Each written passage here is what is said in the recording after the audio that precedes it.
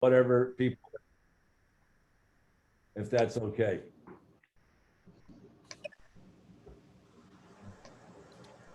And is Rita on yet?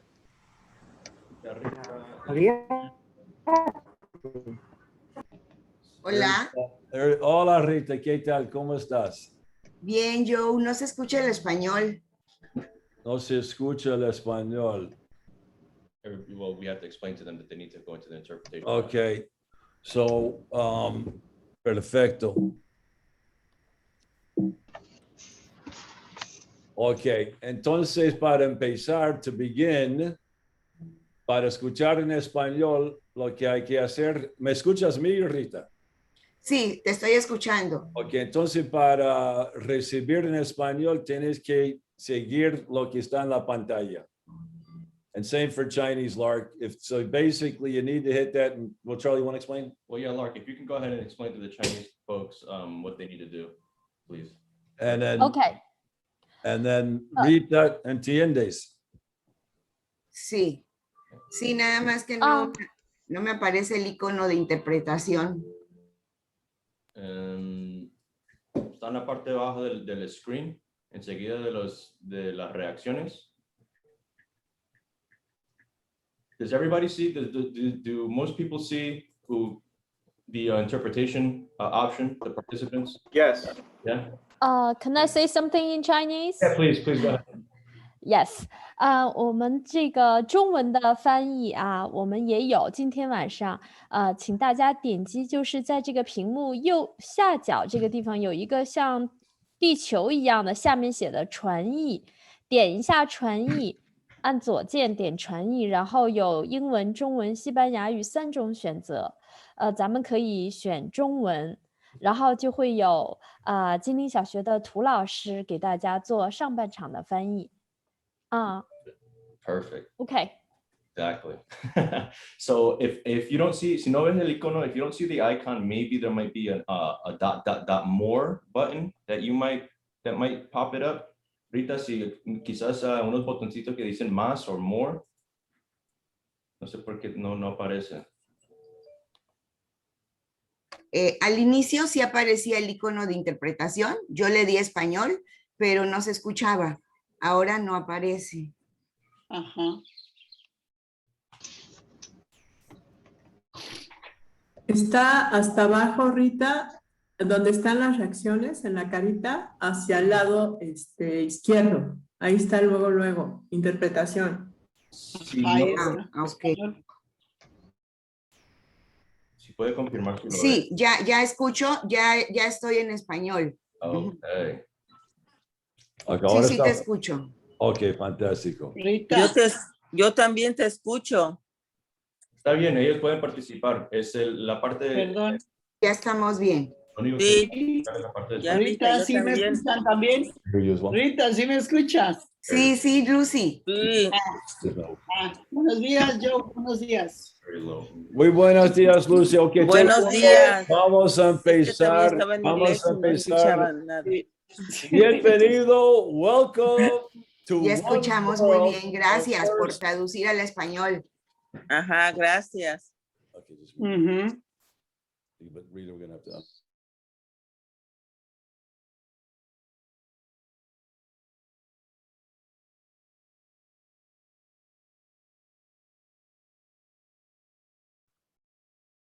Okay, welcome everybody. You're all muted for a couple of seconds here till we can move forward.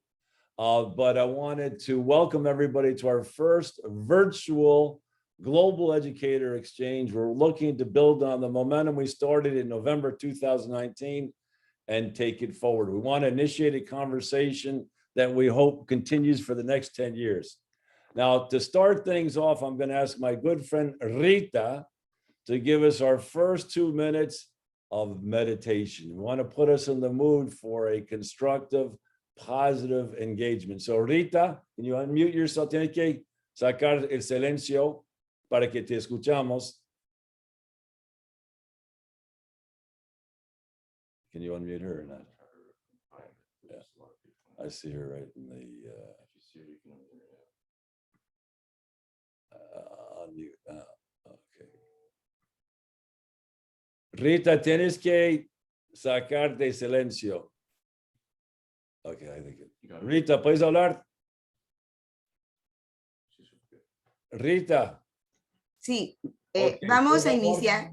Sí. Vamos a iniciar Sí. con una práctica del método autogénico. Los voy a invitar a que se sienten cómodamente, pongan sus pies en el piso, dejen sus manos libres, apoyadas en sus piernas, pueden cerrar sus ojos y vamos a inhalar profundamente. Inhalamos. Retenemos el aire en el estómago y exhalamos por la nariz. Inhalamos, retenemos, exhalamos. Inhalamos paz, retenemos, exhalamos tensión. Inhalamos bienestar, retenemos, exhalamos preocupación. Inhalamos alegría, exhalamos tristeza.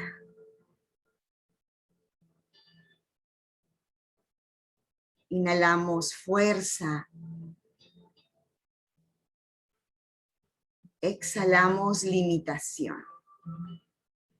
Y así permanecemos por unos instantes, armonizando nuestro cuerpo, nuestra mente, nuestras emociones.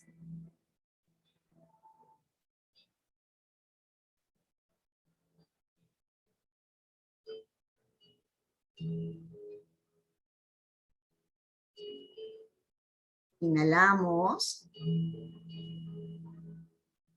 Exhalamos. Abrimos los ojos. Frotamos nuestras manos. Sentimos el calor y la energía en las manos y aplica esa energía en alguna parte de tu cuerpo donde sientas tensión en este momento. Lleva ahí tus manos. Inhala. Exhala.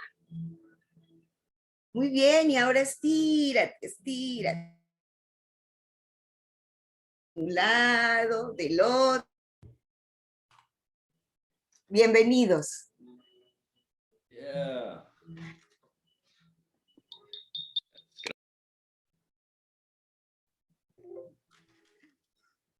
Gracias. Wonderful, Rita. Muchas gracias.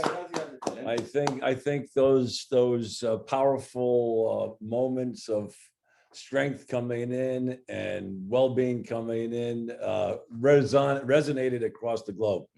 So thank you so much, Rita. Okay, so listen, thank you so much. Oh, I managed to. I don't want to disappear, especially. Did we start recording, Charlie? Yep. Are we recording? Yeah, you should see. Well, yeah, it's recording. It's recording. I see it here. You don't? Okay, beautiful. Fantastic. Oh, by the way, so everybody should know we are recording. So, you know, if you want, we're going to be recording this and sharing this out. So we're hoping this will become a part of history. When they look back in the history books, they're going to look back to today, June 9th, 2021 as Global Peace Day. That's my hope. That's my fervent hope. So today we're going to try and really pick up on a conversation we started in November 2019, where we came together in New York, educators from across the globe, and realized for the first time, at least for me, that we're all part of the same learning community, and we have the possibility, in my view, of creating a 21st century school.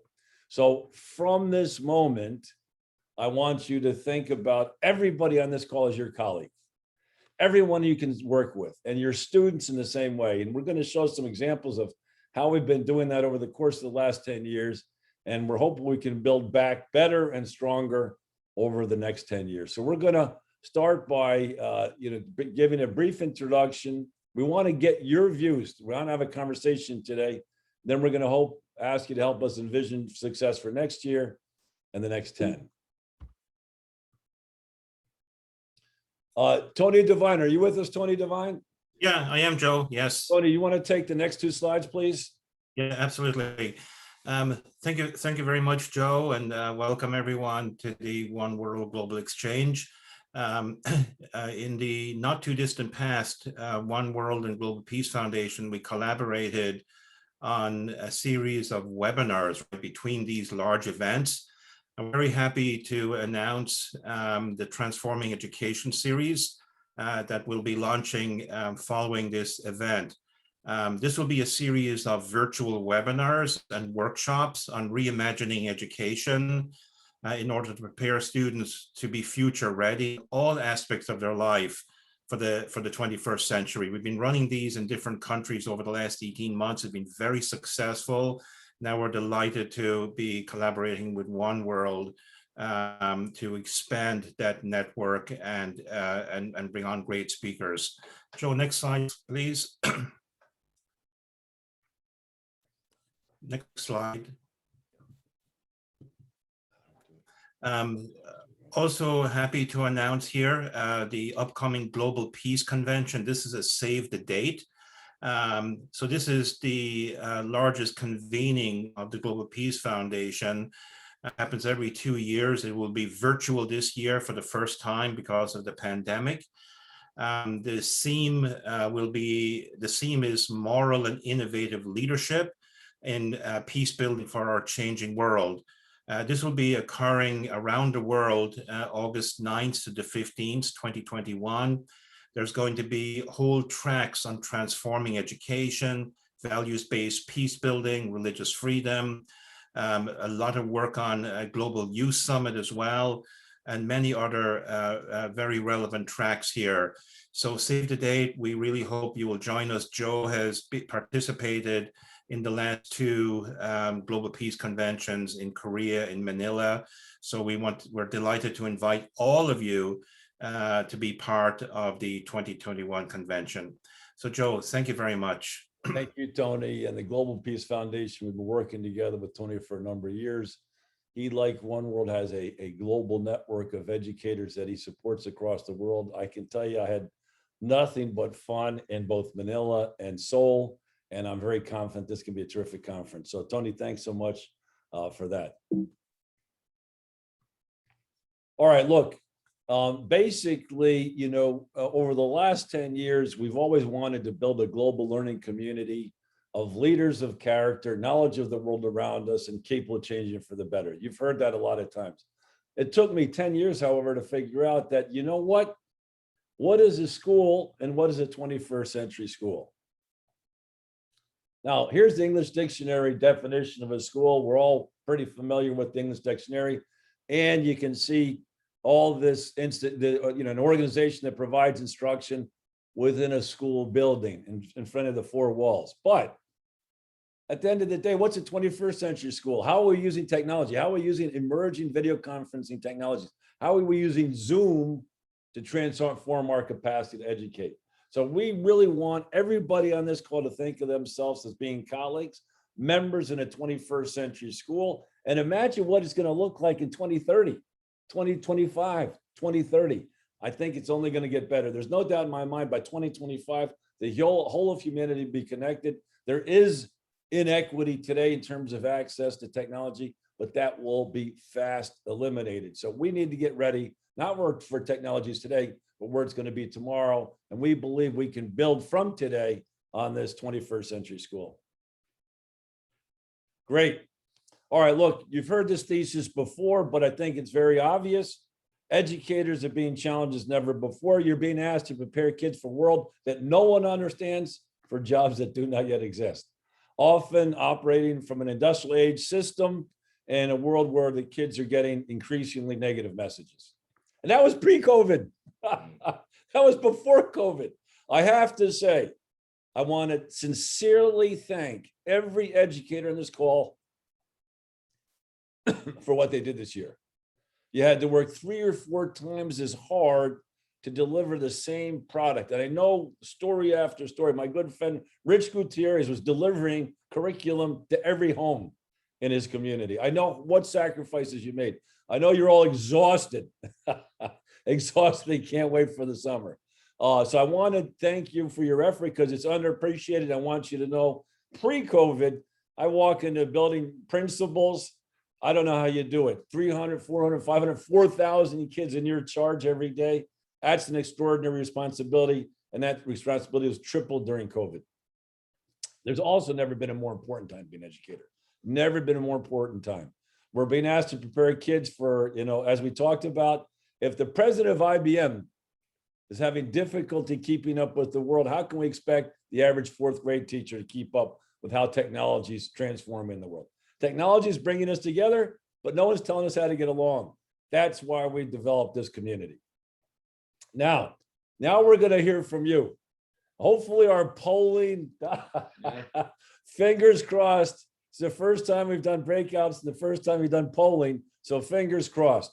But the fundamental question we want to ask you in the next several slides, in the next few minutes, is what is the purpose of education? And John Dewey told us in 1934, in its form and methods, the purpose of education is outgrowth of the needs in the society in which it exists. So the question we have are, what are the needs of today's technology-driven global society? Now, Charlie, can we get our first poll up there? Right. Let's see. Oh, hold on a second. Fingers crossed. Everybody fingers crossed. We did meditated. Yeah. And you see the questions we're going to be asking are on the screen there. And hopefully we'll have a way for you to Yeah, is everybody able to see the poll? Thumbs up? not me. Can everybody else? No. I can't see it. Yeah, not because you're the Can you guys see Rita? Annette, can you guys see the poll? Yes. All right. So Yeah, it looks good, Joe. beautiful. So go ahead and answer the questions. If Doug French. Once we finish this polling, I'd like you to sort of introduce yourself, if you wouldn't mind, and say a few words. Thank you for. Are you beaming in from? Are you coming in from the moon there? I love your background. It's one world, Joe. It's one world. So we'll go through the polling, Doug, and we'll have you say hello if you would. So far. Okay. Can everybody see the poll? Yeah. And so go ahead and vote. And as you can see, the question is, how well are we doing preparing the kids for 21st century world? Do we have the results? Not yet. So you see that they're coming in. So how many? 16 out of 58, 17 out of 58. Okay, so the results are coming in. We have 58 participants as we speak, 58 voters. And you can see what the answers. And okay, and the answers coming in are 4% have us doing a great job, 29% well, 30% neutral, 30% poor, and no one extremely poor.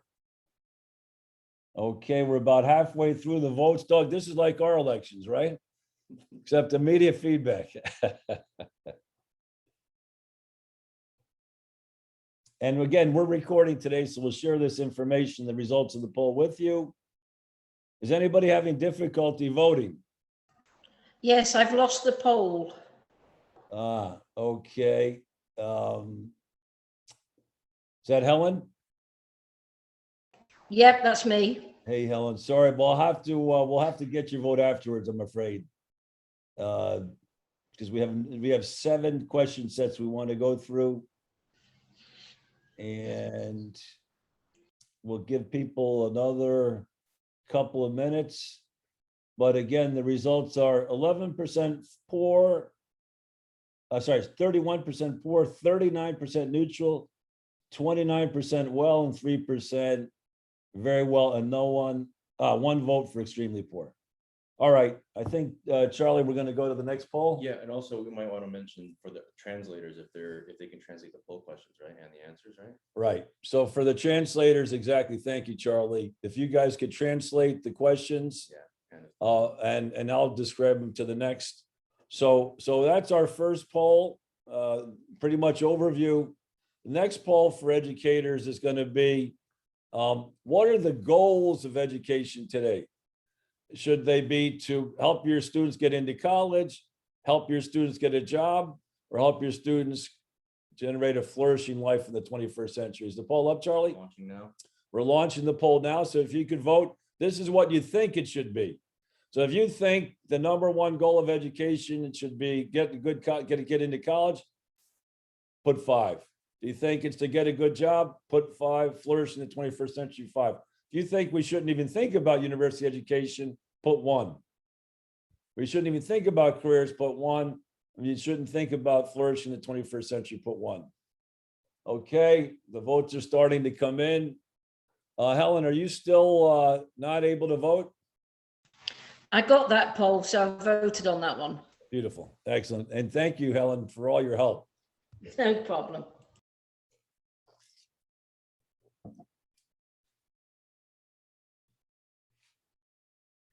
And interpreters, por favor, traduzcan las preguntas.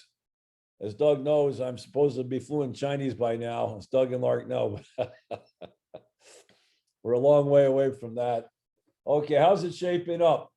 So with half the votes in, 30% are neutral, 20% disagree colleges should be a goal, 38% agree, and 9% strongly agree.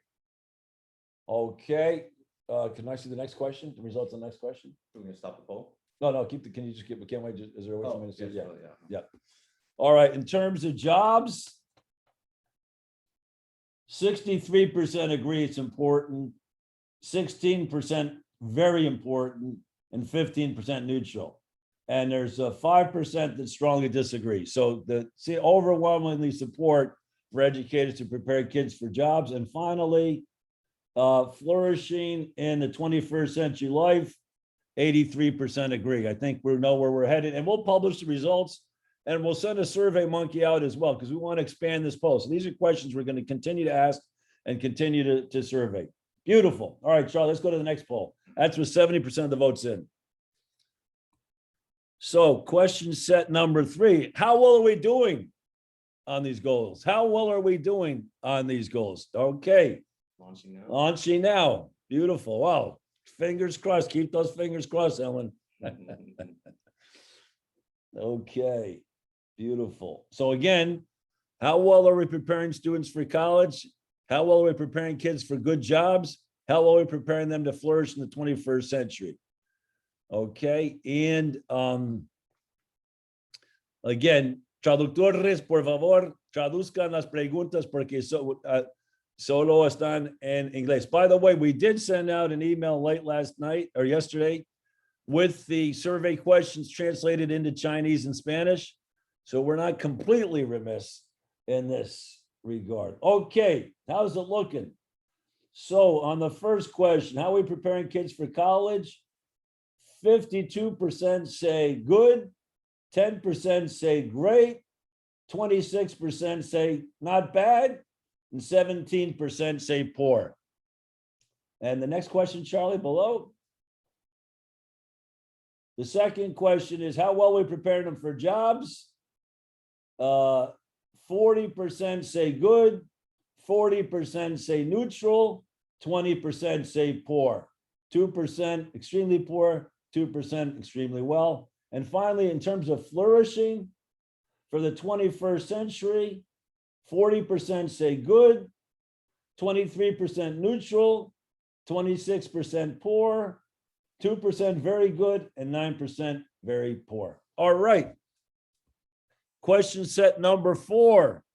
Question set number 4. How important is it we prepare our kids to build strong character, understand the world around us today, prepare for 21st century opportunities and challenges, develop global competence, become financially aware, and technology aware? We'll launch the poll, Charlie. Thank you. What say you, one worlders across the globe?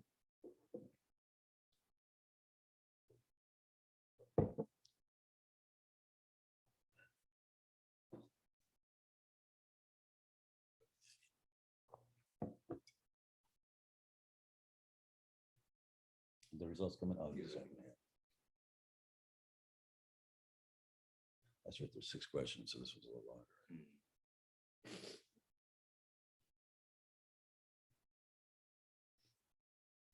Help your students build strong character. Very important so far.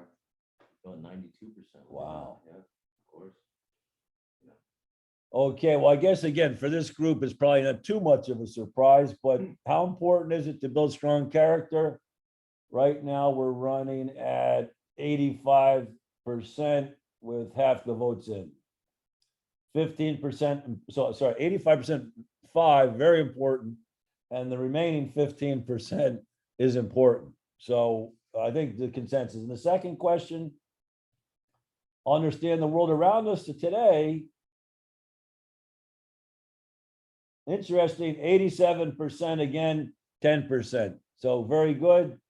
So 97%, 4 and 5. And in terms of 21st century opportunities and challenges, again, 93%, very important. And 4, and the remainder is really 4, so important. Understand global competence, again, for this call, 81%, very important. 17% important.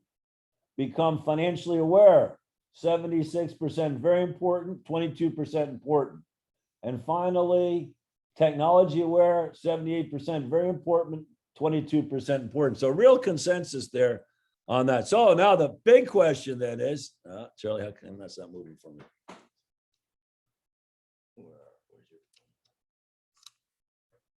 Is that it? How well are we doing? Yeah, perfect. Okay, now the fundamental question is, we realize that all these are very important. The question is, how well are we doing? So we're going to launch the poll now. How well are we doing on all of these? Launching, boom, the poll is out. ¿Cuánto bien estamos educando en esas características? How well are we doing on these characteristics? So. Survey says. What people are voting, we're up to 64 participants. You know, Doug French is a taskmaster. He says start at 8 o'clock, you got to start at 8 o'clock. So while we're waiting for the votes, the old football coach for the New York Giants, Tom Coughlin, had Tom Coughlin time. So if the meeting was supposed to start at 8, you had to be there at 7:45 or you were marked late. Doug's trying to institute that policy. So I've never been on Tom Coughlin time. Okay. All right, the results are starting to come in. And interesting. So character education, we've got 16% think we're doing very well, 40% saying we're doing well, and another 40% saying doing not bad. Only 6% think we're doing poor on character education. Understand the world around us. We have 51% think we're doing neutral, average, 32% think we're doing well, and 10% think we're doing very well, 10% poor, and 2% not well. 21st century opportunities and challenges. Yeah, this is okay. So 4% very well, 33% well, 38% neutral, 17% poor, that's our highest poor rating, and 6% extremely poor. Global competence, 10% very well, 40% well, 25% good or neutral, 23% poor. And financially aware. Okay, this is the biggest miss, looks like 2% very well, 21% well, 33% neutral, 35% poor, and another 10% very poor. So that's the biggest miss so far. And then technology aware, 17% very well, 46% well, 25% neutral, 10% poor, 2%. Okay, two more. Okay, this is a little bit of a different question. How well is your school embracing the world beyond your 4 walls?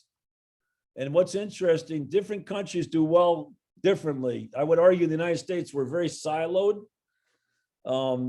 depending on which school district you're in, but in any case. So 4 questions. How often do you coordinate school activities with neighboring schools, with schools from around your country, with schools from another country, and how many cross-border projects did your school collaborate on this past year? So if you did lots, you're 5, and if you did few, you're 1.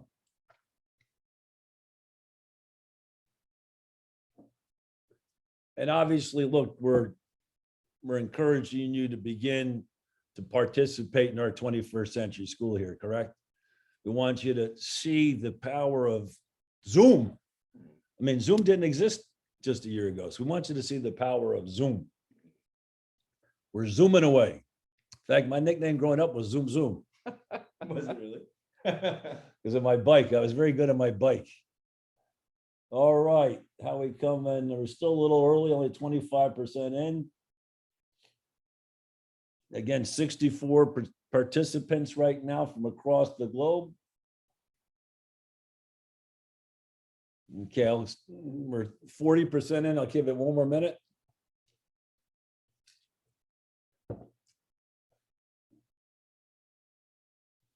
Okay, we're 51% in with 50% of the votes. So often, coordinate school activities with neighboring schools, often 16%, sometimes 30%, almost never 45%, and never 10%. Now, in Wales, I think you have clusters. So I think Wales is going to probably get a higher mark. If we could break it out, I don't know, eventually we'll break it out a little bit. How often do you coordinate activities with schools from another country? So 2% often, 7%, I'm sorry, 2% very often, 7% often, sometimes 30%, almost never 28%, and never 33%. Okay, next question. How often do you coordinate activities with schools from another country? The previous one was within your country. This one is with another country. 12% often, 19% sometimes. I know that often is G-Ling Primary is going to be on the often for sure. Sometimes 18%, almost never 36%, and never 34%. So here we're falling down a little bit, right? So this is where we're 70% either never or almost never. Okay, and how many projects did you do on a cross-border basis? 2% often, 5% very, I'm sorry, 2% very often, 5% often, 25% sometimes, and again, just under 70% never. So again, one of the goals we have here, look, we're an enrichment program. We're here to help you. The whole purpose of today's call is to say, take full advantage of the One World community. Take full advantage of the One World Network. Sorry, Charlie, I keep messing this up. Okay, on this last question, how well is your school preparing your students for the challenges, opportunities facing the world today? Climate change, SDG goals, exponential technological change, and nuclear proliferation. Now I'm gonna, as you're thinking about this, for example, climate change, maybe you want to think about some of these considerations. What have you done in your school, with neighboring schools? How much have you done with schools around the world? Have you worked with the UN? Are you ready for COP26?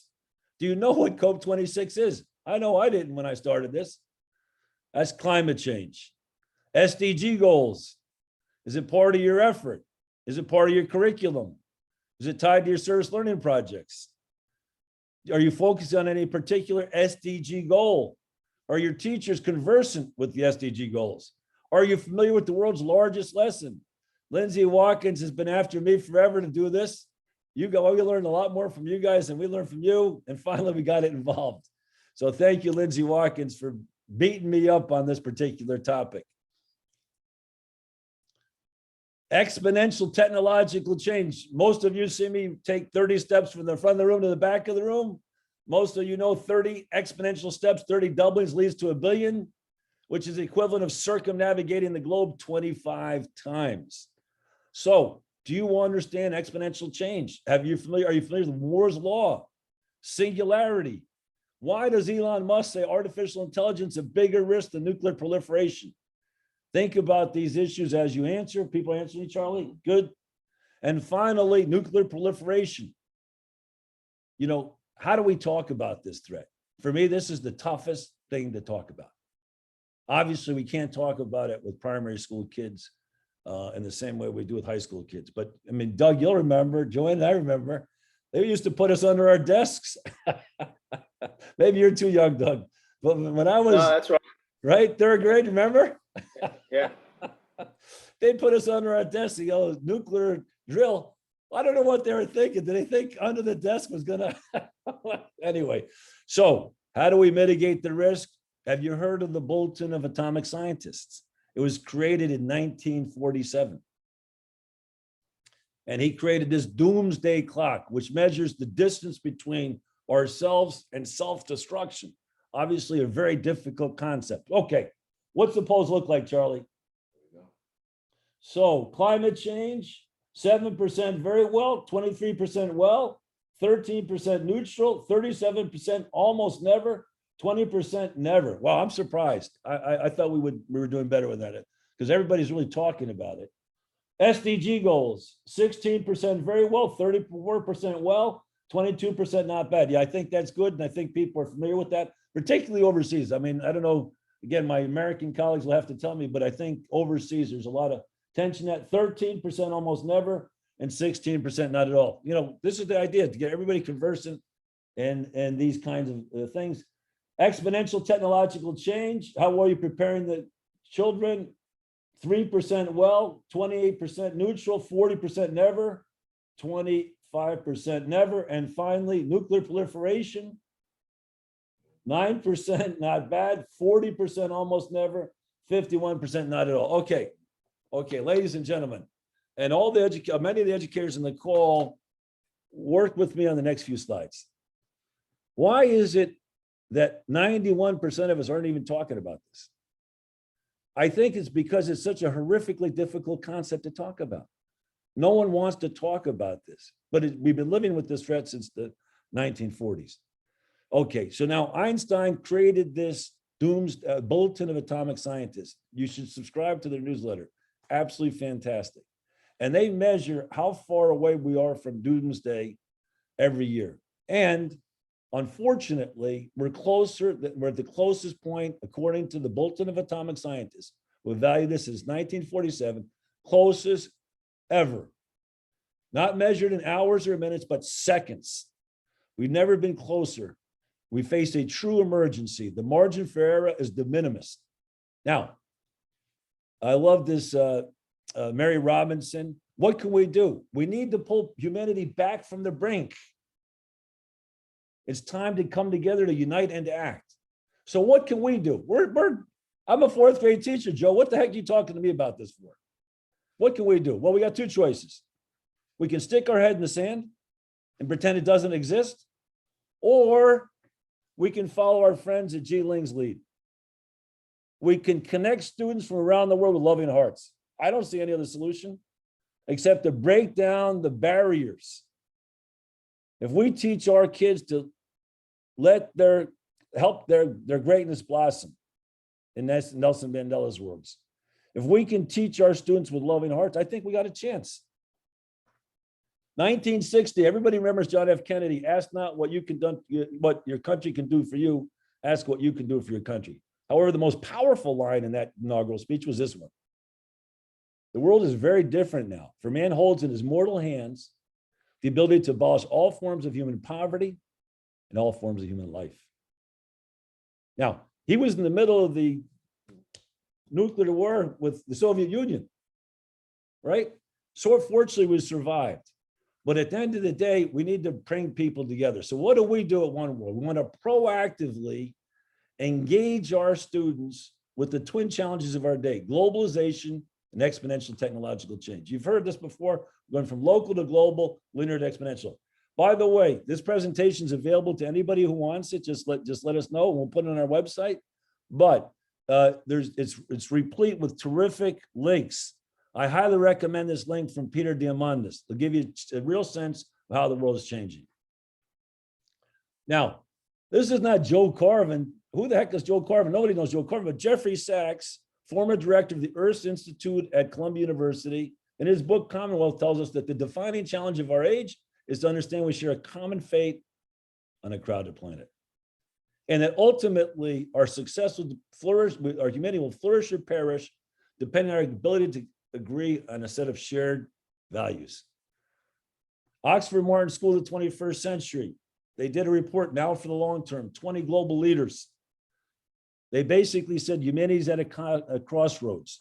This could be our best century ever or our worst. And what would they concluded? We need an urgent creation of a global platform of understanding. I love these intellectuals. We need a global platform of interest. We need to research it. Where's the data? Who's doing it? Who's creating that global platform of understanding? Us. Us. As far as I'm aware, we're the only ones doing that. And I think ultimately we can change history. I truly believe we can. Now, this guy, if you haven't read his books, they're fantastic. Yuval Noah Harari. He's written a book called Sapiens and a book called Homo Deus. Sapiens is the history of 70,000 years of humanity. 70,000 years ago, when we're out there with the giraffes and the lions, we had no differential impact on the planet Earth. Why do we have such a differential impact today? Why do we have Promethean powers today? And he attributes that to our capacity to organize in large groups flexibly.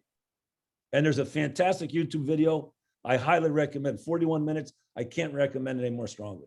In any case, he says, if you put a human being and a chimpanzee on an island, the chimpanzee is going to survive. It's when we're in a group that we have greater power. And he says the power of group derives from our stories. And the story is for politics, religion, right? We're helping us interpret life. Money is a story. If you give a chimpanzee a choice between a banana and a $100 bill, what are they going to choose? Take the banana every time. The money has no objective value. It's value that we infuse in it through our story. So what Harari is saying, in a world we have Promethean powers, he predicts that immortality will become a technical question. He predicts that the beings that will be around 100 years from now will be far more different to us than we are to chimpanzees. Now, again, these futurist predictions, who knows? But what he does tell us, and I think 100%, we need a new story. We need a new story for the next century. And I believe One World can help build that story. In fact, if you pay attention, that story's all around us. Look at Nelson Mandela. Make poverty history, 2005 in Trafalgar Square. Let your greatness blossom. The story's there if you'll listen.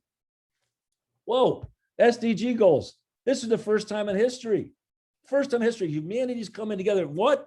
To bring an end to poverty and hunger. I'll never forget, I was in a classroom in Portchester, and I'm, a little suspicious of the UN, thinking, oh, it's just a big bureaucratic organization.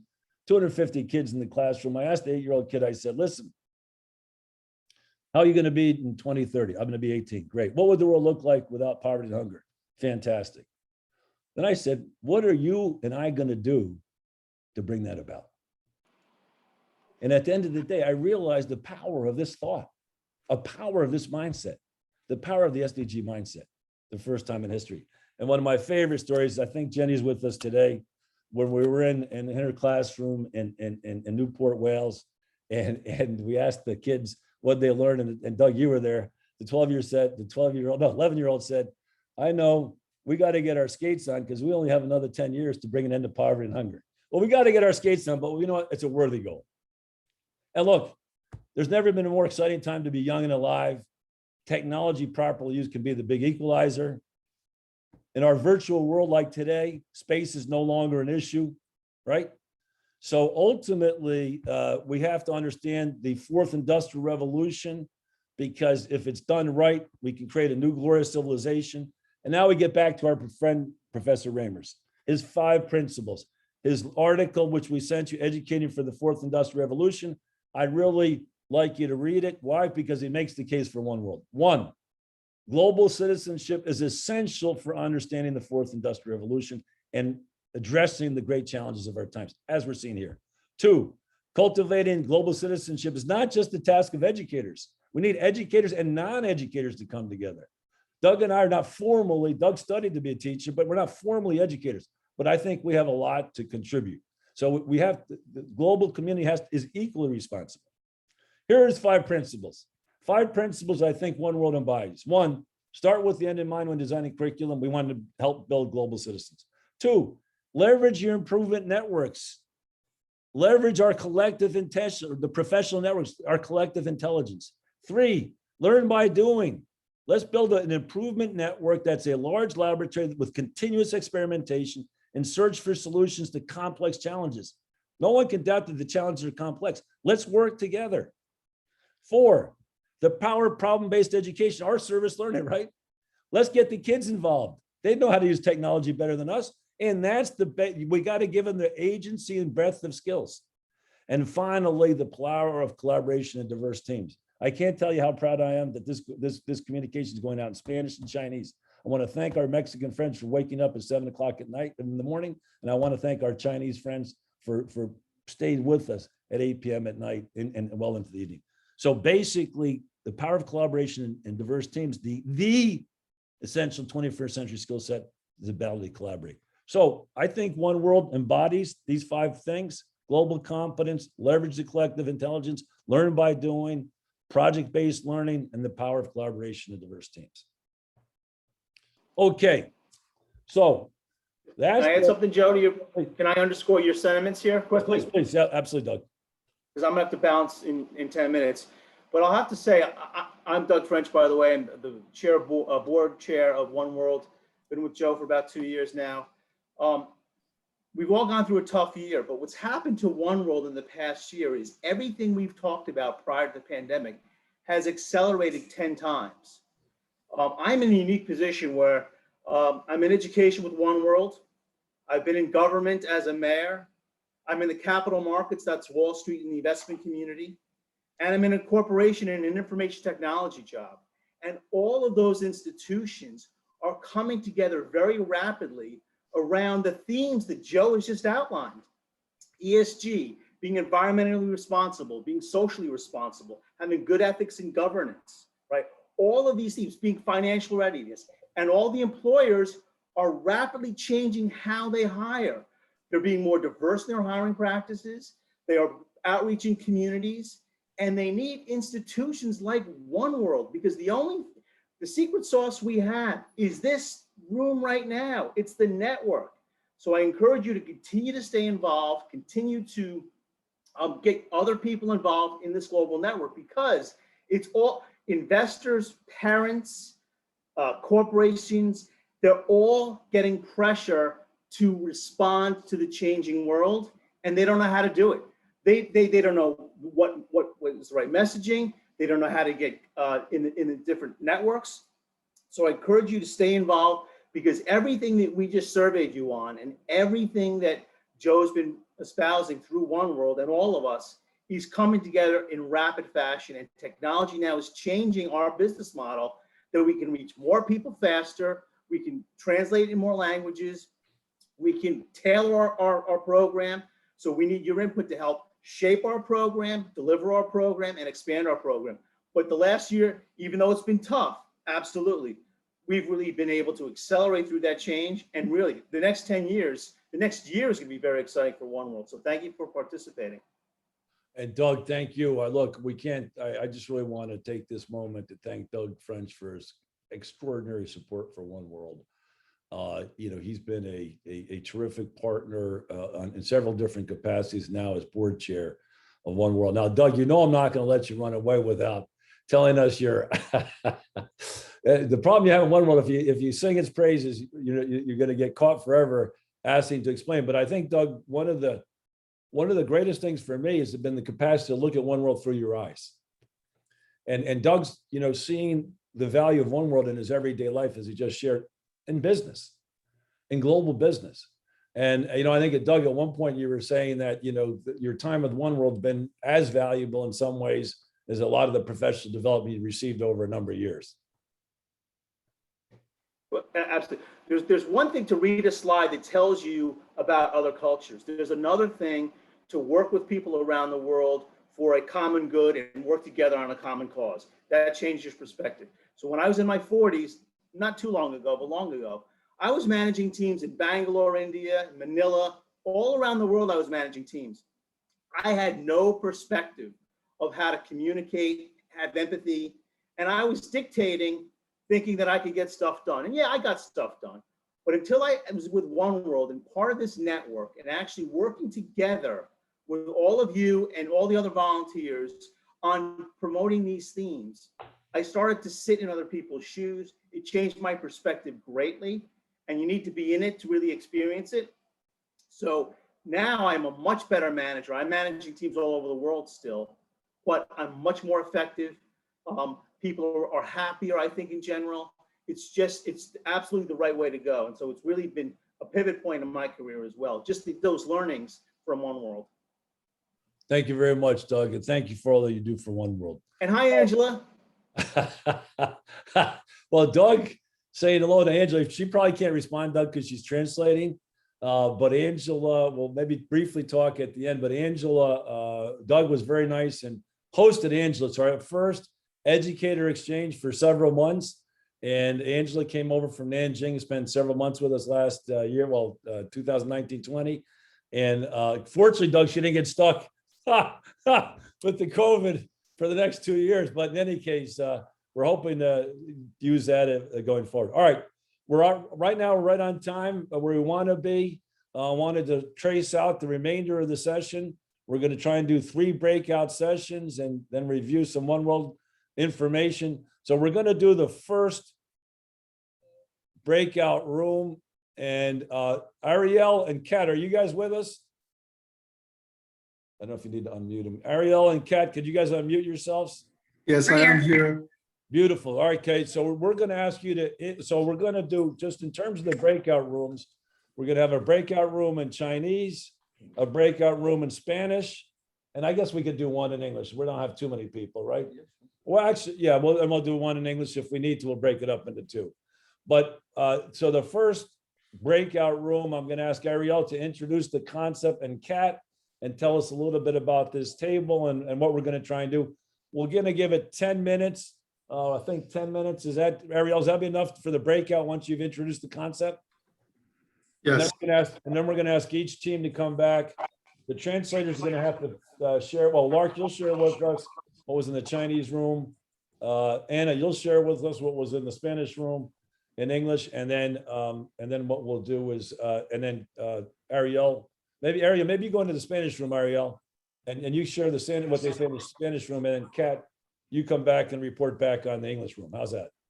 Okay. Over to you, Ariel.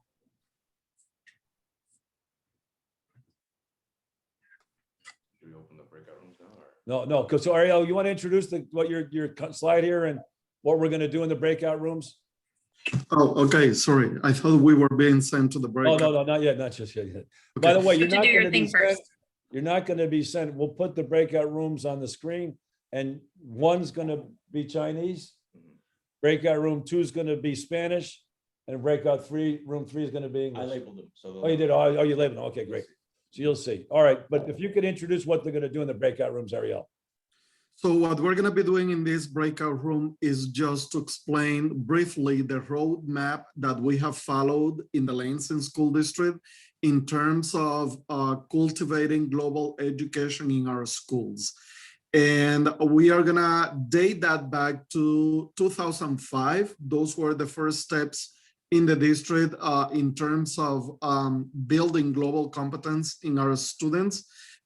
With the beginning of language immersion programs in our school district. And I was not even by then in the country, in the United States of America by that time.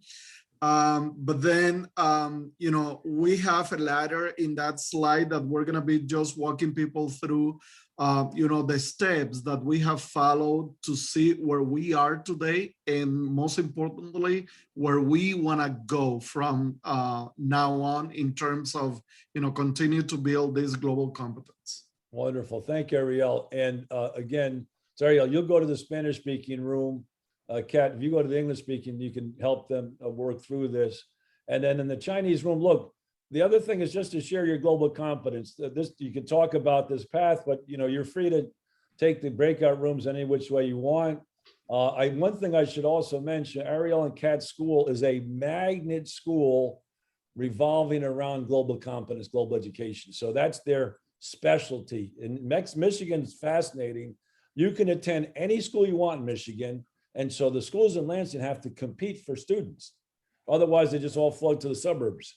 So they have a fantastic, and I love each school we work with in Lansing, Tracy with Chinese immersion, Rich with Spanish immersion, Carla with STEM and science, and Ariel with global education. We're bringing some new schools on as well. I'm not as familiar with Mark and Missy, but basically each school has a core attraction, if you will. And in the case of Gardner International, K-8, it's global ed. Okay, Charlie, can you show them how to get into the rooms? Yes, I'm gonna open up the rooms. We're gonna open and up the rooms. You guys are gonna have the choices to. So you can see, Charlie, what are they gonna see? They're gonna see the options. Okay, and what are the options? What At the bottom, you're gonna click on the breakout rooms button.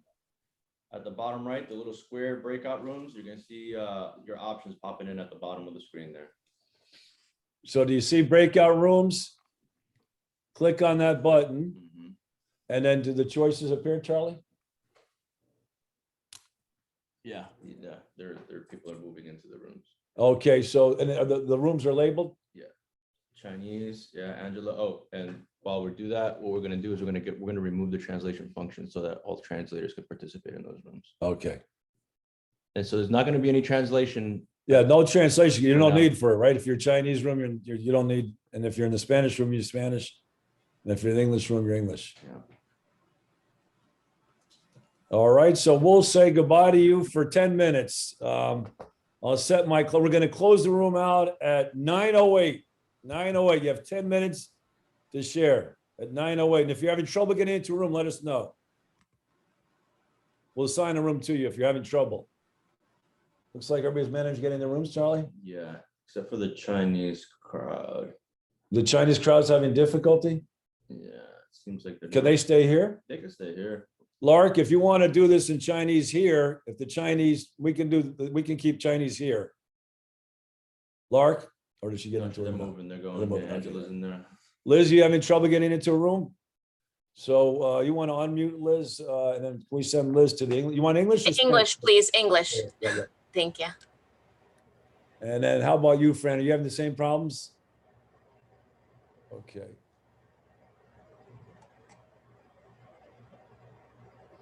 Oh, we got a lot of people having trouble or not. Mhm.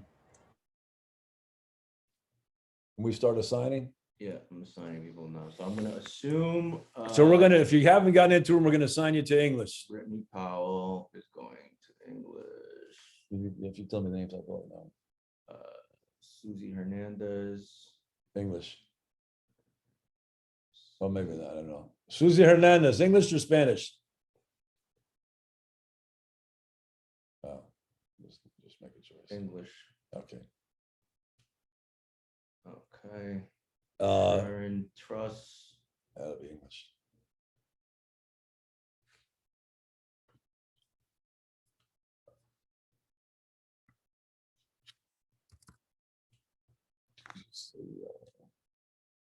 Can you tell us? Jill Lewis. Yeah, both, English. Both me and my colleague into the same room. Please put.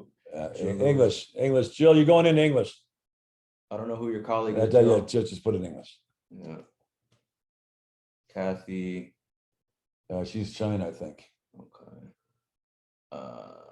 I'm gonna put these folks, the people who have the Chinese characters, into the China room. Right. Annie is going into Chinese. Jose Colegio Maristan, I'm gonna go in Spanish. Fran. English. Martha, Fran. Martha Patiño, Spanish, Yeah. I imagine. Celia. Spanish. Janet Mundo. Spanish. Mary Pureco. She's gonna go into Spanish. Yeah. Jenny. Jenny, are you there, Jenny? I'm here, Joe. I haven't got a clue what I'm doing because someone just came in to talk to me. So stick me wherever you want. All right, English. We're gonna put you. Oh, actually, you stay with me for a second, Jenny. All right. Actually, you know what? Can I talk to you on your phone? I just want Yeah. to set up, so actually, you're good, Jay, right? I think so. Jenny, I'm going to call you in 1 minute, actually, if you don't mind. Okay. Okay. So if you stay with me, or stay with us for a second. Miranda Rosa, these are all Spanish. Bruna Gelati, English. Morgana. Bruna, español. Español, disculpa. Fran, español. Lorena, español. Y Okay. Gilda, español. Okay. Who's that? Just talking about Fran? No, Fran's already gone to English. Yeah, I just have to change. I'll move her again. No, Fran. No, Están teniendo dificultad. Lupita, no puedes entrar. I'm going to push this pita into Spanish. Yeah, then. yeah. Aura Roman, Aude? I don't know that. Spanish. Lupita Morales Santiago. Spanish. Miranda Rosa. Morgana Pendragon. Okay, Spanish. So Jenny, are you with me? Yes, I'm here. Okay, so listen, yeah, I just wanted to, finally, so if you can make that same kind of introduction. Did you see the introduction Ariel made for the breakout room just now? Yes. So you don't need a slide, I don't think, right? You'll just talk, or unless you want to send me a slide, but I don't think we need a slide. You're just going to talk about the breakout room. Yeah, that's fine. I've got Lindsay with me. Okay. Oh, you do. Okay, good. So what do you want me to do? Just introduce what we're Introduce the talking about concept. in the room. Introduce what we talked about with Ramers.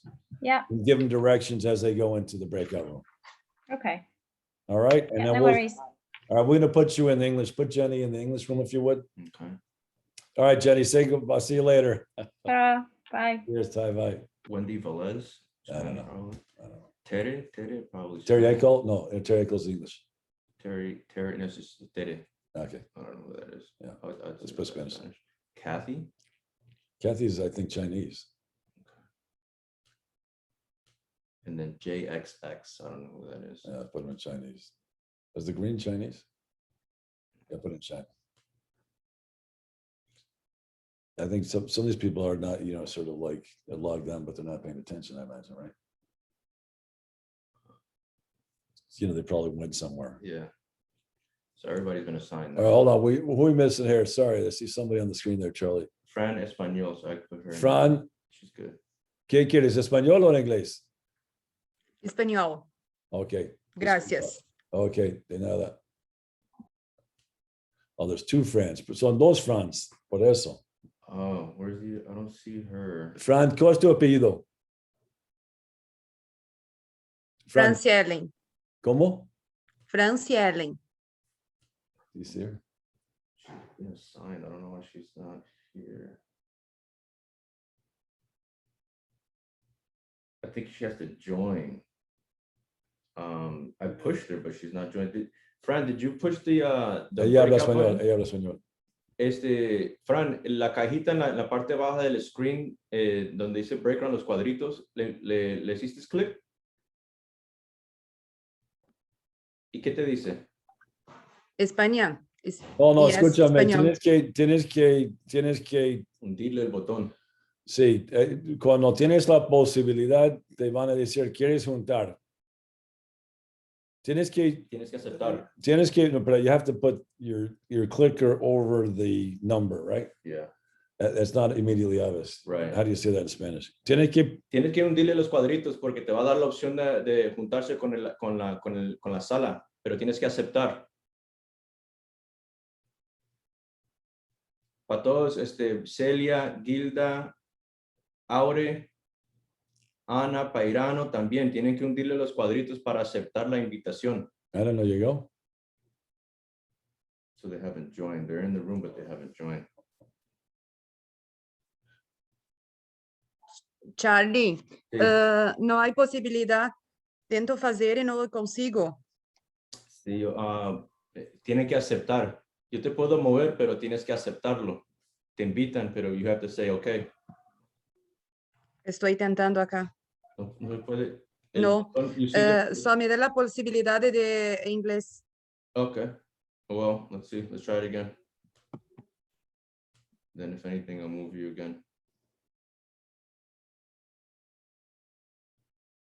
Did you see the invitation? ¿Viste la invitación?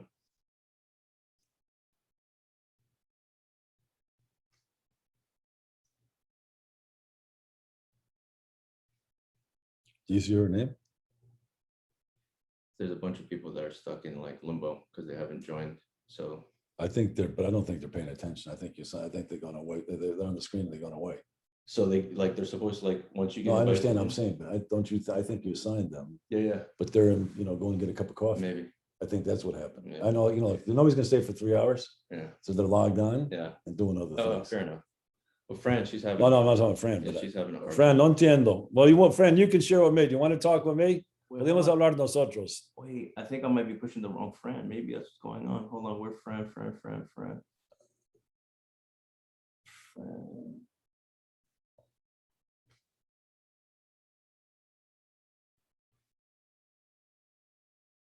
Okay, hold on. Ahora, Fran, ¿viste la invitación?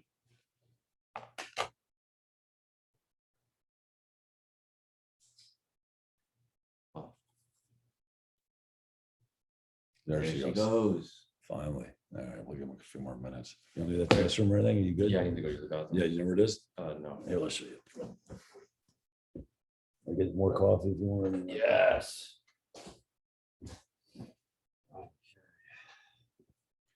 I think I said 10 minutes, but we'll give him more time. Yeah, because of that whole.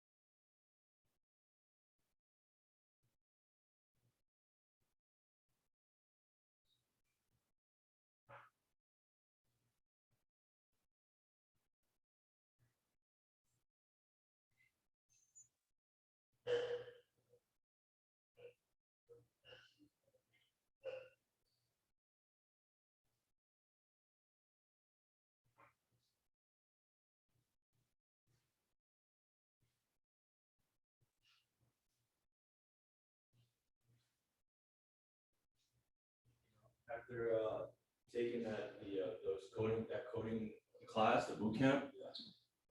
We already know that this technology is more complicated than what it even appears. Is that right? Like that back, like all the stuff. All right, let's do this thing. Let's get going. One thing. Where's my cell phone? Fuck. All right.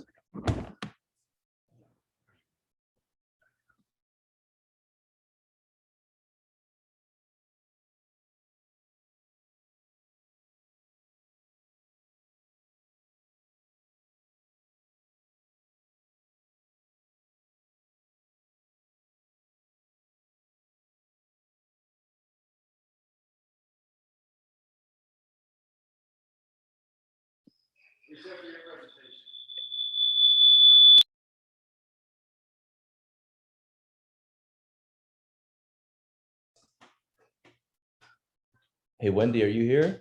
All right, so the problem is, each one of the Did you want to go into a particular room, Wendy? Milan?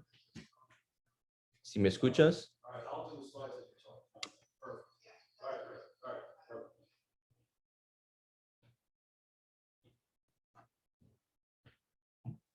Okay, they're back. No, I'm gonna broadcast the messages now. We're gonna be closing the club. Yeah, Just don't- give them a let me minute. Just grab and pull them back. All right. Is Anna switching? I didn't mean to call her. She's switching in 15 minutes, right? Do you want to switch her now? I'll probably switch her now. Do we have the other guy now and back Oh, ready? I gotta find out where. I don't even know what his email is.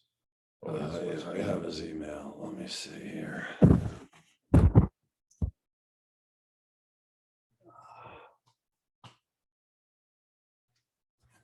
Let's see here. I got it here.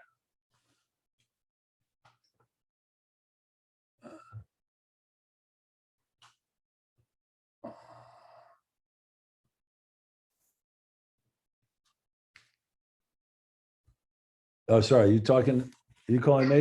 Yeah, Joe, Yeah. what's the matter? No, sorry. There's a pocket call. Sorry. Okay, bye. Yeah, we got to get him back. We're over. Where I don't see this guy Juan in here. I know, I'm gonna try. Okay, we'll find out where he is. Yeah, if we can email him, call him. I know, I'll do all of that.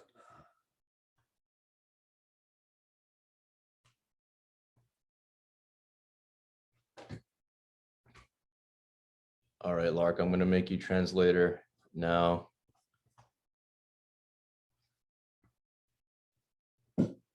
Hi, Charlie. I don't think we need a translator. Oh, okay, yeah, fair enough. Because I noticed that while we were in the breakout session, Yeah. most of people chose English sessions, and Okay. the only three of us are the people who can speak English. So we right. chose the Chinese session. Yes. Okay. So I think we don't need the interpreter anymore. Okay, rock and roll. Oh, for the rest of the meeting? No, not for Chinese. No. Yeah, for the rest of the meeting. Oh, okay. Great. All right, is everybody back? Not yet. Not yet. So, Lark, who's going to share from your group, the Chinese group? Hold on. No, I'm just asking who's going to share from your group, Lark? Hillary is going to share. Beautiful. And I will make up the points that she missed later. Okay, 徐老师，你要分享了啊。他好像 Is Ariel back? Ariel, are you back? 说啥我也不知道，好像是说 Yes, I'm here. 就是我们刚才 Sorry, 讨论的内 you'll 容。 share for the Spanish group, Okay. and then Kat, you'll share for the English group. Yep, I will. All right. So, Hillary, you want to kick us off? Tell us what happened. Hello, Joe. Hi, how are you?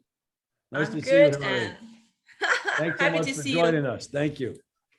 And when I went into the room, I just figured out only Angela, Lark, and me are speaking Chinese with each other about our schools. There you go. See, we're all English speakers. Beautiful. So we were thinking about if we can just go back to the English section, but actually we made the final decision that we discuss a little bit about our school activities. Perfect. So I want to share a little bit about our school, that because our school is a kind of foreign language school, so we pay a lot of attention for students' English, and we also have a lot of activities for students to establish their more understanding about the word. And we have, every month we have a kind of an affluent market and for the students so that they can have more ideas about the and the money and how they can get money and save money, and they communicate with others. And this is a kind of activity for the whole school, so the students can meet more friends and know more students from different grades so that they can know more about others. And for our big boss, Miss Shi, she also think that and the global competence is very important for our children. And they only, and she doesn't think that learning knowledge is enough for the students, but they also need the students to attend more activities in the world and also in China. So the students in our school, they are very, I think they are very happy to have this kind of school, a home like this. And we also established a lot of activities for students, just like the English International Cultural Festival and Chinese Cultural Festival. And they will learn a lot of different cultures all over the world and also for China. So they can express themselves in different kind of stage. So I think it's a good way for them to and have more understanding about the world. And as a part of the society, the students are also a kind of citizen. So, and we also have many kind of activities for them to show in English, in Chinese, and in different ways. So I think it will be very good for me if and I can have more ideas to share with all of you. And I also welcome the friends from all over the world. You can join us to have more activities so the students can express them more, and we can be one worders because one word, one dream. We are family. Thank you.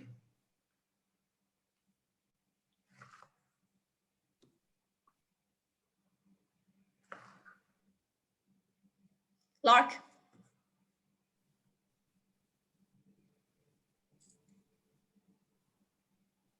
Sí, sí te escucho. Sí, sí te escuchamos.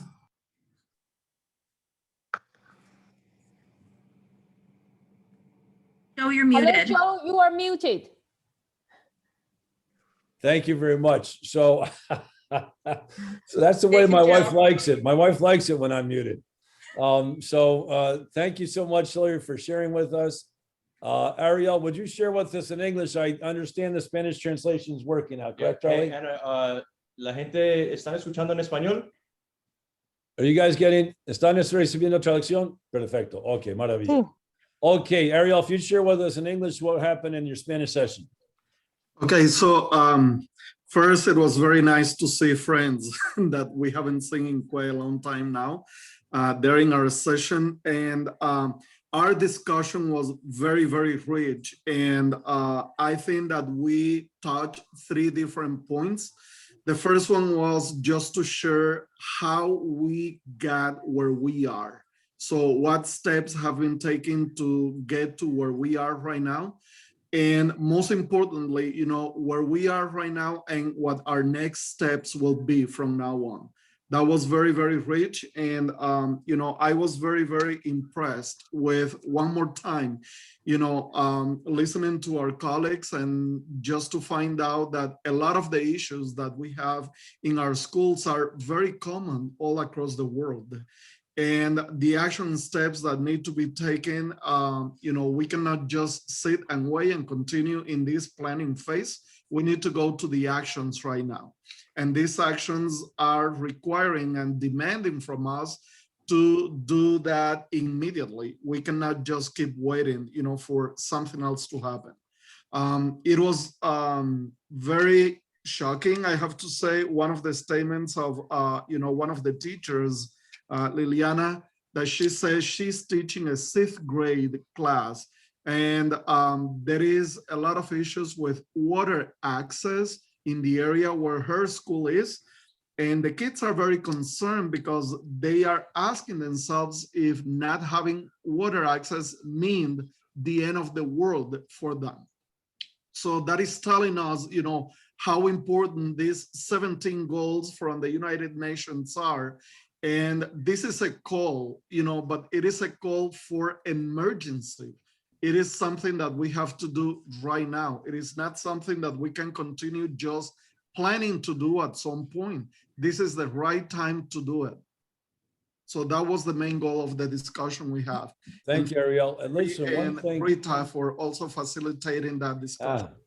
La bella Rita, ella es nuestra arma secreta. She's our secret weapon in Acapulco. Thank you, Ariel and Rita. And look, just one thing again. Today is day 1. It's not the end, it's the beginning. And so today's day, we're going to be working all summer. You guys, I know you're looking forward to the summer and having fun. I'm the luckiest man alive. Lou Gehrig and Joe Carvin.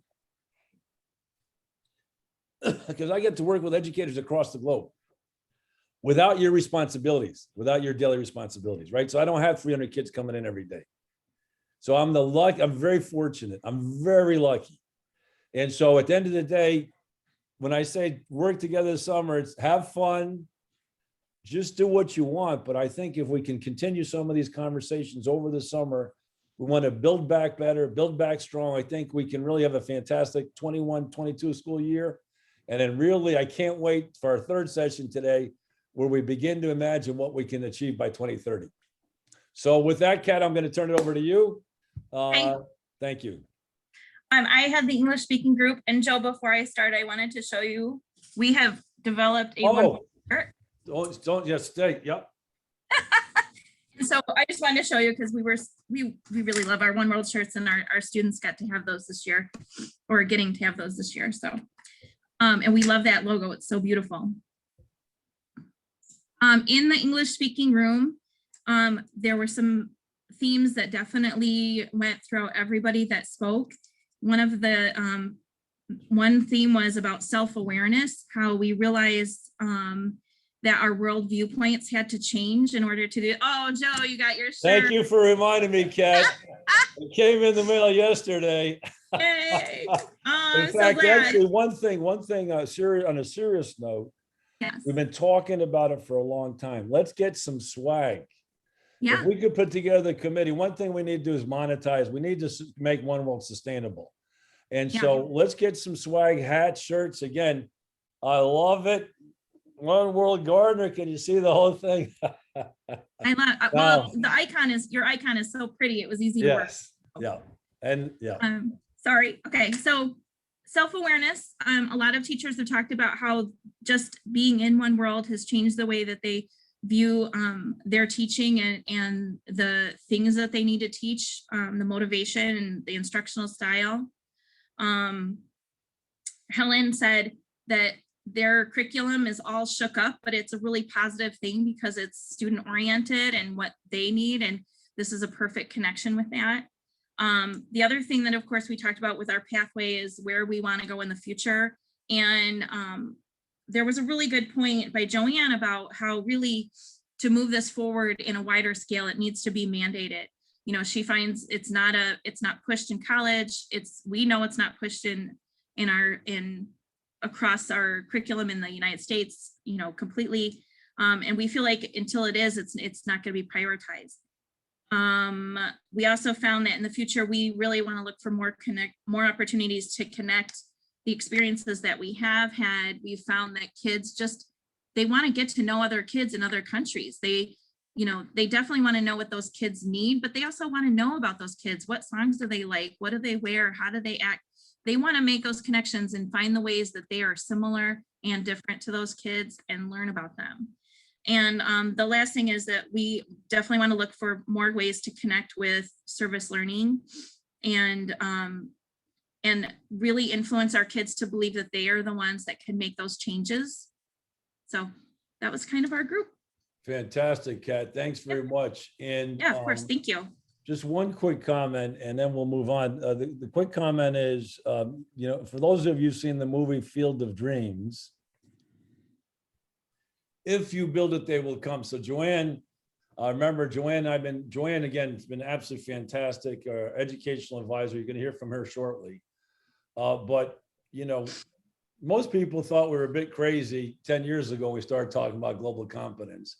And then Joanne, I remember, I'll never forget, we were watching an ASD magazine come out and talk about global competence. ASD now has a whole curriculum on global competence.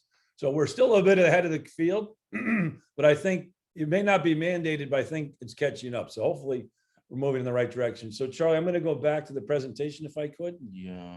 What's happening? I'm trying to reassign Juan. The one's back on?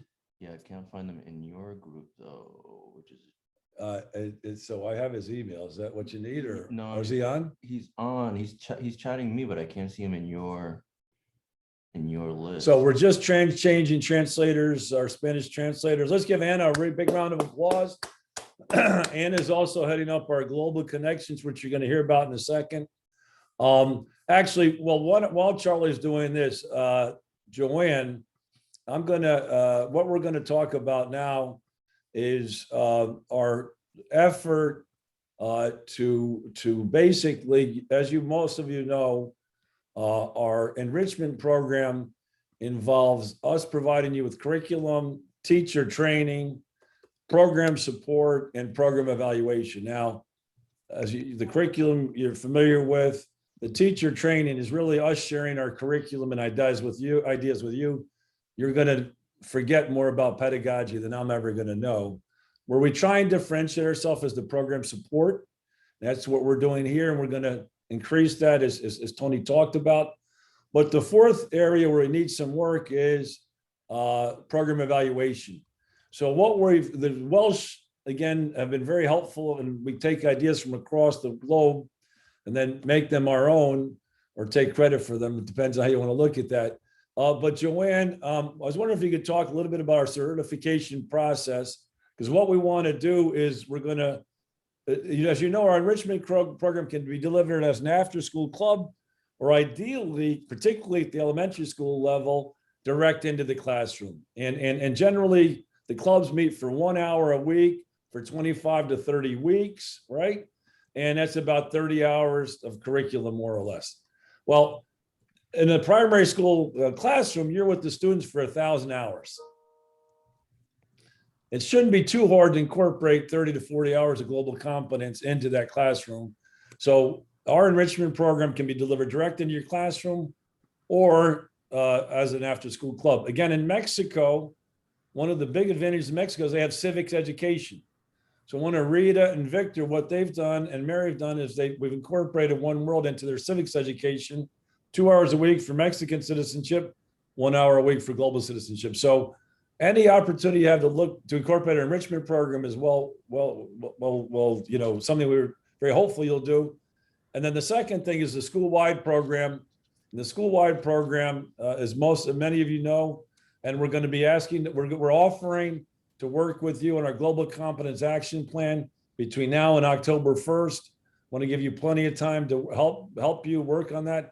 The Global Competence Action Plans, as most of you know, involves creating a leadership team, aligning your mission statement with the Sustainable Development Goals, defining global competence as it relates to your area, right? Schools in the United States have a huge competitive advantage with our diverse communities. As Ariel, the first time I went into Ariel's school, he lined up 25 kids and said hello in 25 different languages.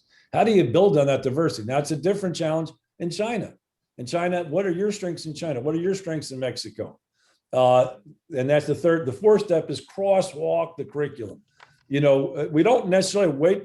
A lot of what's already mandated can serve what our purpose is. In Portchester, New York State, in the 3rd grade, the science curriculum lends itself very much to global competence.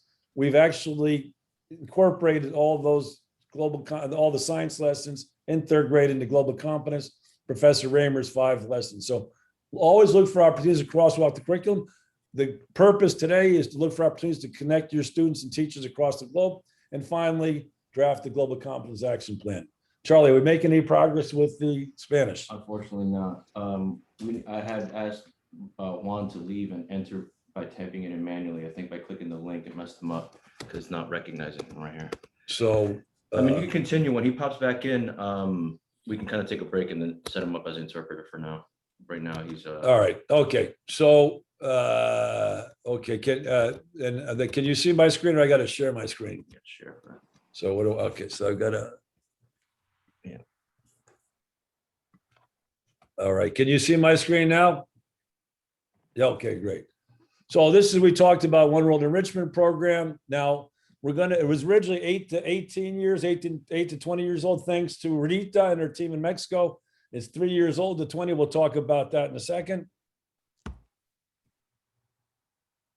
Joanne, would you talk about the global certificate? I'll go through some slides while Joanne, you talk about the certificates. I just want to begin by saying this is the perfect time for the certification to be kicked in. I think we're all starting from ground zero after COVID. It's a time to really reassess what we're doing. And it's a time to be reflective. Look, all of you are doing great work. You know, we hear it today. We heard it today. And in the past, you talk about the projects you're doing and your passion for One World. But now is a real time for you to look at it and say, hey, these are the standards. This is what the network is looking for. Where do I, as a teacher, fit in? Where does our school fit in? So we have 3 levels. We have the developing, and some of you may just be new to the program, or you've been doing it for a while, but you really want to assess where you're going. Then we have the at standard, which is silver. So you've been at this for a while, you pretty much are, you know, you're pretty confident, you know what you're doing, but you want to go to that next level, which is the gold level, and that's exceed standard. You're basically knocking it out of the park.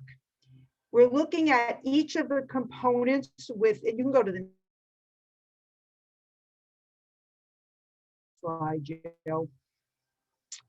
Within the our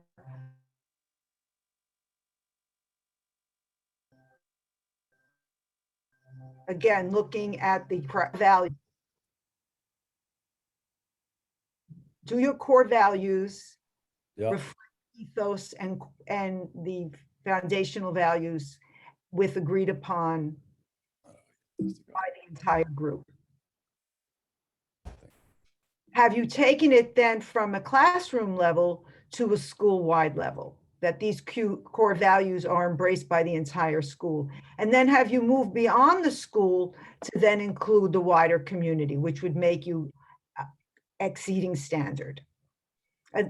Okay, next. Then again, with global connections. And again, these are just, Joanne, if I could, these are all the essential lessons, right? So every club around the world is asked to do essential lessons. How do we ensure quality control across the world? So we have 6 essential lessons that are going to be evaluated in the certification process that Joanne is talking about. And again, this is not final. We want to get your feedback. But basically, we're thinking we'll evaluate the 6 essential lessons that every club across the world does. Now, we wanted to provide as much creativity to educators on the ground. So basically, if you're going to do 30 hours, about 10 hours is essential lessons.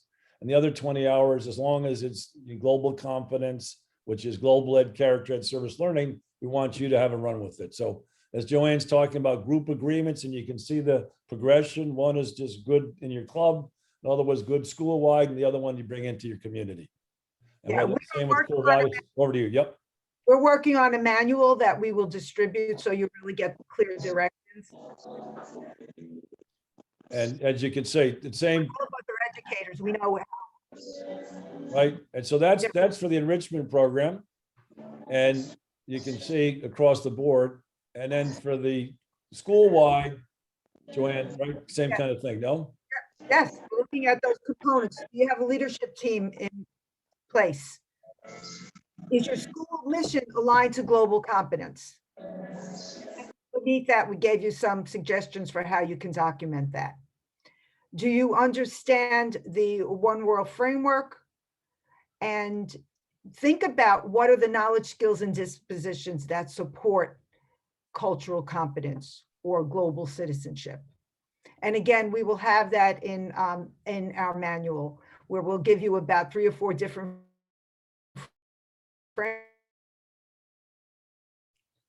Joanne, you're coming in and out, so I'll pick really up. up to you to choose. This has, okay. Joanne, you're having difficulty with your connection. In any case, go ahead. I think we're back. You're back. Okay, I was saying that it has to be organic because each school is different and it's based on local needs. We're not here to mandate anything, but we want to be sure that we will provide about 3 or 4 different frameworks within our manual, and then you decide what makes sense for your school. So our intention is to work with you and not to dictate what we think it should be. Excellent. And then again, the curriculum connections crosswalking, Joanne?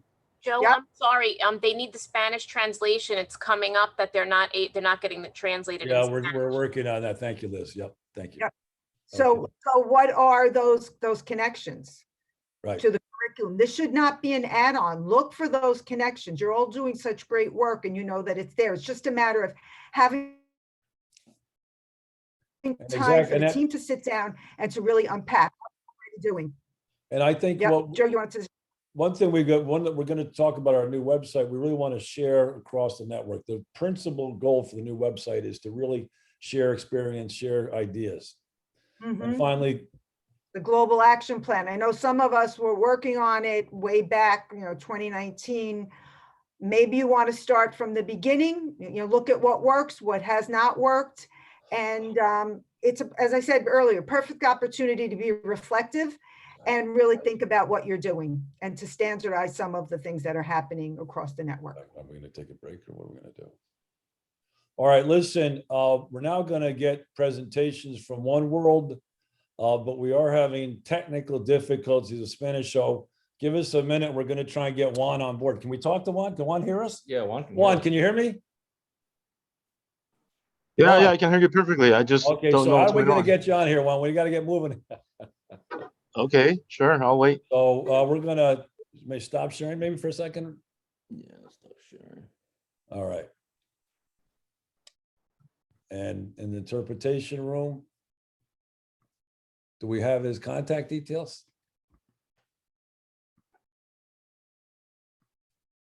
It's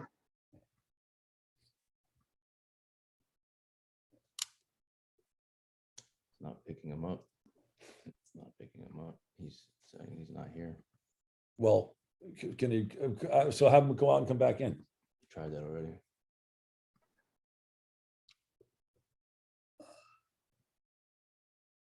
All right. Okay, Juan, I'll tell you what we're gonna do. You're gonna have, can you type fast? No, but I'll give it a try. What do you have to do? Well, I was gonna say, What do I have to do? if you could type, since we can't connect you for whatever reason, we can have you type your translation in the chat. You're gonna have a presentation, so it's not gonna be completely, unless you want, have him go out and come back one more time. Yeah. All right, Juan, go out and come back one more time, and then we'll try one more Okay. time. If not, we'll have to go to the chat. All right. All right. Okay. Sorry, everybody. These are the technological difficulties that occur when you're trying to work across continents. But hopefully we'll get it sorted out in a second. Well, actually, while we're waiting, Liz, you're about to present. Do you want to talk a little bit about how you turned your school into the planet Earth? Sure. I think it really all began 6 years ago when we started with One World, and Miss Hankerson and I started with a cultural quilt. And with that, we were, it was so small, and each year we learned a little bit more about each country, but the kids, our One World ambassadors, were asking, What do the people eat? What kind of music do they, listen to in China? What kind of food do they eat in England? They just wanted to know more and more. So in 2019, One World created a international day where One World worked with Girl Scouts, they worked with Earth Rangers and the whole 5th grade team, and they created International Day. And International Day, their whole classroom turned into the country. So we did have Wales, we had Mexico, we had Egypt. It was just such a wonderful day. Doug French came along with his son. Joe, you weren't able to attend in person, but we took many pictures for you. But now throw in a pandemic. Thank you. Actually, Liz, Ariel, one of the things in today's world is we need to innovate and be flexible. Ariel, would you mind terribly being our Spanish translator? So what we're going to set you up, we're all set to set you up. All you need to do is, the only difference is you're going to hear what you're hearing in English and just tell everybody what we're saying in English and Spanish. Yeah, he accepted. That's why we can't hear him. Oh, all right. So you've already accepted, Ariel. All right, everybody, let's give Ariel a round of applause. All right. Oh, México lindo, vamos a escuchar. Argentina lindo, vamos a escuchar en español. Gracias, Ariel Rodríguez Peña. Muchas gracias. Juan, I don't know what happened. Come join us and we'll see what's going on. Okay, so Liz, please keep going. Thank you. So International Day for this year, of course, we're going through a pandemic. We lost many, our families really went through a lot through COVID. We had many losses in our community of parents. There were a few staff members we lost through COVID. We have families that lost jobs. So it was a very difficult year for our community. Only 30% of our scholars came in person. The rest were virtual. So we made One World virtual this year. And with International Day, we also made it a virtual International Day. It really, the kids really took this country, all the countries that they that we assigned, which was. So I got on the screen, Liz. Okay. Oh, you want to go into Jamaica? Let's hop right into you tell me. I mean, sure. I can't believe the work that was done. Hopefully this we covered, just to give you, Egypt, Japan, Mexico, China, Italy, Greece, France, Jamaica, England. The children created these slides. The children added the music. Can we put on a little Bob Marley and welcome to Jamaica? Come on, everybody. Come on. Let's have some fun. Let me see you. Everybody. Okay. Yeah, it was really wonderful. This is one of my favorites. And then here we had an introduction from our 2 scholars in this class, Miss Bott's class. Jamaica is an island formed by ancient volcanoes. It is located 90 miles south of Cuba and 118 miles west of. They really did a great job. The history of Jamaica they went over. We had some videos that they chose from YouTube. In the Caribbean and all over the world. I got to tell you, I learned so much, Liz, on this. Yeah, it really is. In every school, the scholars made the PowerPoints themselves. They chose the music. They chose what they wanted to add. There's one about the food. This is, making money is important too. They wanted to know if people made money. This is, I'm moving to Jamaica. Here's the food. Here we go. It's all about the food. The people of Jamaica. Can we play Ashley's on the food of Jamaica? Go back one more for Ashley. There we go. Oh, this is this my friend? Anika, yes. Ackee saltfish are the national foods of Jamaica. Bami is flatbread from the original Native Americans. Oxtail is a common dish. Callaloo is like spinach. Curry is from Indian immigrants to Jamaica. Jerk spice is common to Jamaican food. Rice and peas is the most common dish. It is just amazing that these are all 5th graders.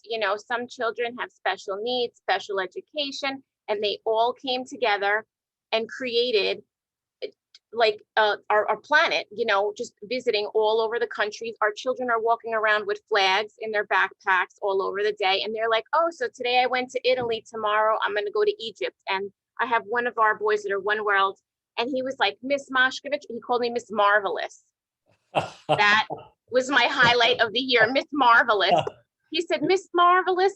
He's like, one day I'm gonna go to England. I am gonna go to Egypt. I'm gonna make sure I go. And it's just so amazing that these are children. Some have never left Wyandanch. They have never been to the beach. Their family does not have a car. And he's thinking, I'm going to England. This is gonna be me. It's just amazing, totally amazing. Well, you know, Liz, you know, from now on, I'm going to be calling you Miss Marvelous. You know that, don't you? That is wonderful. I'll take that any day. That's wonderful. Usually I'm Miss Marketing. Actually, we're going to have to use that for One World Teachers, right? That's absolutely. But thank you, everybody. And this is just amazing. I can't wait to see what every year. And I hope I can share with you all the different, you know, the links so everyone can visit. Well, actually, I'm glad you mentioned that, Liz. We're going to have we're going to present our new website, and there's the real power of the new website is the capacity for you guys to share. Oh, wonderful. And so, Kat, I'll turn it over to you. I think we need to make Kat co-host so she can present. You just tell me how you want me to move your slides, Kat, and I know you're going to link to your program as well. Yes, and what was just the interesting thing for me, sorry. Well, interesting is independent, right? Kat and Ariel and Lansing, Liz and her team, fantastic team, both sides in Wyandanch, they came up with similar ideas, which I thought was really what I wanted to share with you. Is this one, Kat? Kat, yep, that's it, yep. Yeah. So we have been doing an international night event for the last 3 years. And initially, this is just kind of our growth of how it started. And basically, because we are school-wide global education, all grade levels participated from kindergarten through 8th grade. So each grade was assigned a continent, and then independently, each classroom could pick a country within their continent. And the first year, we just mostly did it as teacher-led and helped the kids kind of find some things that were interesting. It started with questions that they might have had about the different countries, and then they found out about it. And then in building, the kids would transform their classrooms into those countries, similar to Liz's. Then the next year, we built on that farther, wanted it to go a little bit more integrated, and we suggested and encouraged a driving question for each classroom as they were learning about their country. For example, in this slide, how can Guatemala develop sustainably? So that was part of what they were supposed to be focused in and as they were doing their presentations. And there you can see some of the transformations. And then this year, although it was virtual, our whole year we have spent each month focusing on one global goal at a time. So this year we have done 1 through 8. And we encouraged our classrooms to look at their country each month through the lens of whatever global goal we were looking through. So if it was the poverty, no poverty, we were encouraging them to learn about their country in terms of how, you know, what is the poverty level there? What is influencing that? And so on with other things like their, you know, with water and all that. And so we were hoping that would be more of a deeper connection, going beyond just the, you know, what are the animals in that country, or what are, you know, those are interesting things, but we wanted to go deeper to that. And then I'm gonna share, is that true, Joe? That I can share? Yeah, you should be good to share now. Okay. We'll stop others. Okay, so I'm gonna stop your sharing. Yep. Okay.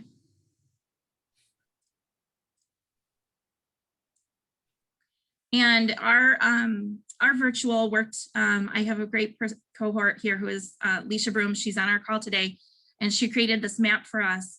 And so when people came to our international night, they would click on a continent, and we're gonna go to Africa because you said we have new friends in Kenya now. And on our map that Africa, 2 grades did Africa, 1st grade, and we did it in partnerships, and 4th grade. Each had their own individual country. And what's missing from here is we had live links the night of the Temprano, porque ve. where Yolanda, where there were por favor, silencio. there were different Más activities. tarde, no, ¿eh? Yolanda, ¿quién habla? Por favor, hay que poner silencio. I got it. Okay. Sorry, Kat. That's okay. So first grade, if you clicked on their live link, you went to their Google Classroom, and their teachers and students, they did a safari of Africa. If you went to fourth grade, they were doing Should we take a quick look at fourth Yes. grade, Kat? And Yep. then we're gonna, Yes. beautiful. Here's Kenya, for example. This is Mrs. Durbin's class, and she's with us today.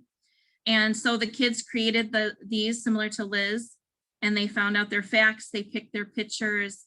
The kids have their names on there. They had different attributes of the country that they were learning about, and they created their slides to give their report. There are sometimes they've linked songs, sometimes they linked games and other interesting facts, YouTube videos. And so these are just an example. But Fantastic. they'd had these, and they were student worked on. Beautiful. All right, so Kat, this is what I Yes. want to do. If we can, before you guys finish this year, I'd love to connect you with school in Kenya. Absolutely. Your fourth grade class with the school in Kenya. And again, the reason I asked Tony Devine, who's also on our board and very involved with 21st century education, to intervene in the beginning. We want to do these kinds of conversations. Today's give you little appetizers, little taste of what's going on, and then build on it from here. I can't wait for 2030. But we give Gardner and Wine Dance a big round of applause. Ariel, you're translating. Say, just Ariel, tell him, Joe says I'm the greatest. Ariel, tell him in Spanish that Joe says I'm the greatest. Let's translate the Chinese too, Lark. Tell them that. Okay, so let's go back to my presentation. So right now, Hillary, we're going to go back to Hillary in China. We're a little behind schedule, guys, so we're going to go through this next series of slides pretty quickly. Hillary, if we could, do you maybe do it this way? Yes. Can I have the PowerPoint, the slide? There you go. Yep, there you go. So, oh, sorry. Oh, I got to, yeah, got to share? Yeah. There we go. Okay, Hillary, over to you. So we're connecting you with Wales, correct? Yes. Hi guys. So I'm very happy to show you that these are our lovely children. And because it's the first time for them to have this kind of connection, so they write down their names on the card, and they prepare a lot of information for themselves, just like their age, their name, their country, their hometown, and also their hobbies. So they start sharing with their information with their friends in Wales. I think they really had a good time. And next slide, please. Sorry, let me just, I'm a little bit, okay, so, yep, this is. Next one, I think. Yep. And another next one. There we go. Yep. I want to say first. There you go. All right, in our global classroom, we connect with each other. And now we have new friends from Wales. And first I want to say, thank you, Joe, my friend, and thank you, Onward. I really appreciate everyone who made this happen. And the children who joined the connection had a good time, and they shared their culture and activities about the EcoX with friends in Wales. And we talked about the understanding of the world, about human, about peace, about environment, how we protect the earth, and how to share the planet. And so, and our kids also take out their handcrafts.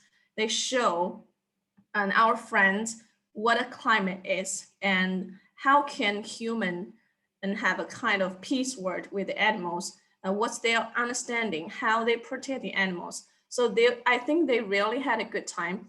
And when they heard the same ideas and opinions from the Wales friends, they are shocked. And I think they can have more same opinions with each other. They can be good, best friends. And actually, they are very excited to share the experience, even when they go back to their room and go back home. And they are still talking about the kind of connection. I think I can't wait to have the next one. And I also get the invitation from Jenny. I think we will have another kind of connection soon. I'm very proud of my students' English and their efforts for the green word. And it allows us to, last one, please. I haven't finished my reading. Oh, no, And but actually, I'm very proud of them. And it allows us to see that we are together and we are one family, one people. The world is a family and we must share its resources so we can all thrive and become stronger and stronger. And one word and one dream. Thank you. Thank you very much, Hillary. Excellent. And let me just say now, again, we haven't featured and talked a lot about it, but we're gonna have summer programs. Hillary's school participated fantastic summer program last time. I'll briefly describe it. We teach high school kids global competence, have them in turn teach elementary school kids global competence, and we bring them in together, so a big Zoom. So we worked with Hillary's school last year to do that. I'm hopeful to do that next year. And Helen, Helen, are you still with us? Thank you, Hillary, again. Helen, are you still with us? Yeah, I'm here. Yeah. All right, Helen. So thank you for these wonderful comments. You made my day yesterday. No, well, I just want to say my children were beyond excited to speak to all the Chinese children, and they couldn't believe that they do have friends that feel the same as what they do on the other side of the world. They were so excited to know that they're not alone and that there are people there that they can be with. It's brilliant. They really enjoyed it. Wonderful. And Helen was kind enough to travel with us to China a number of years ago. And so take advantage of post-COVID One World travel opportunities. And the other thing that's really exciting for me, Helen, is your kids became pen pal friends, right? Yes, we've been exchanging emails with some of the children. They're really excited. And what we're talking about is we want to expand that. I'd like to get email friends with Mexico and America as well, and get every child in our upper key stage having a pen pal from somebody in the One World community. My dream is one of Helen's kids comes home when they're 15, 16, had a rough day, gets on the internet and connects with their friends in China and Brazil, said, nobody understands me here. What do you think? Because at the heart, we're trying to build leaders of character, right? We share a set of values and uplifting values. Here's a fantastic testimony. I don't think Farzine could join us today. Farzine, if you're here, let us know. But we organized 4 sets of conference calls with her and her schools. And again, they were very, very pleased. I really find that these connections, especially with Zoom, are much easier to do. Some more testimonials. We have a wonderful teacher in Mexico, Yolanda. I'm not sure if he's able to join us right now, but again, here are their testimonials. So breakout session number 2.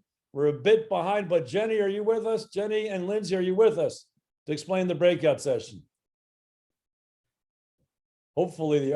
Yes, I'm here. All right, Jenny, have at it. Jenny Ardle, our first One World teacher in Europe, first One World teacher in Wales. And thank you. So everybody from Wales, give Jenny a round of applause and thank her for those connections. Jenny, go ahead, over to you. Well, I'd start off by saying thank you, Joe, because obviously we met many years ago now and it's sort of grown from the opportunities and the work we've all done together. So thank you to you and the One World community. Back when we were talking not that long ago with the Fernando Reimers workshop, my head teacher, Lindsay Watkins, came up with this idea about finding out what actually really does matter to our students. I'm here, Jen, I am here. Oh, there you are, then you can chip in, Linz. Oh, there she is. Okay. Well, you know, Lindsay, I don't want to see if you can see the screen or not, but the name of the project is the Lindsay Watkins Project. So there you are. And there is Lindsay Watkins. That's hysterical. We've been working for several years now, looking at empowering our children in terms of global competence, making connections across the world. And we found these to be absolutely incredibly powerful and very enthusiastic and encouraging engagement with all the children. We've been looking at doing whole school topics. Helen's already spoken to you about our new curriculum. And we've basically decided that in order for children to make a difference, they have to care and be passionate about what they're doing. And it's very easy for us as practitioners to impose our ideas on them. So as a school, we've been very much given time to talk, time to think to these children, to find out what actually really matters to them. I'm talking about families and friends and that type of thing, but also taking it out onto a community and a global platform, because in order for children to make a real difference, we do believe that it really does have to matter to them. And running a small project within school, we have found that this has increased engagement and also increased the impact of what we're trying to do. So I believe we're going into a breakout room around that, Joe. Is that So correct? fantastic. Jenny, thanks for setting that up. Now, I don't know whether Lindsay wants to add anything. well, I think she's gonna quickly, Lindsay, sir. Lindsay, did you want to add something? Yeah, just to say, you know, so, Joe, I've emailed you to apologise for not emailing you, but just to say, you know, the opportunity to get educators together to consider what matters and to give then students across the world the opportunity to have that voice. You know, the United Nations Conventions for the Rights of the Child, you know, talks about the child having a voice. And, you know, this is a fantastic opportunity. I've just had something land on my desk today from our community, from Save the Children, which is a project actually exactly on this. So when One World is very, very well placed to be doing this piece of work. Maybe you want to call it something else other than the Lindsay Watkins project. I don't know, Lindsay, that might not change, but thank you so much, Lindsay. Okay. So we're going to break out into breakout rooms and we're going to keep it 10 minutes hard. We're a bit behind. I like to stay on schedule. Now, we're going to have 4 breakout rooms. Okay. We're going to have a Spanish breakout room and 3 English speaking. Now, if you're A to what? G, go to English room 1, A to G. Last name is A to G, English room 1. GH to what? N, English room 2. And what's after N? O to Z, English room 3. All right. So I think hopefully you got it. You select.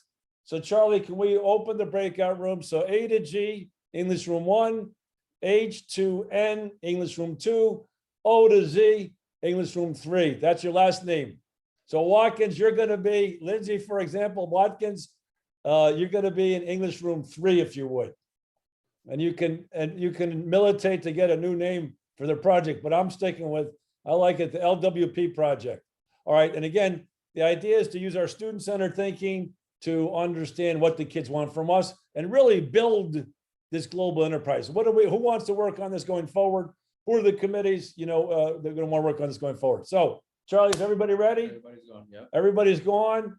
And if you have difficulty, we'll sign a room for you.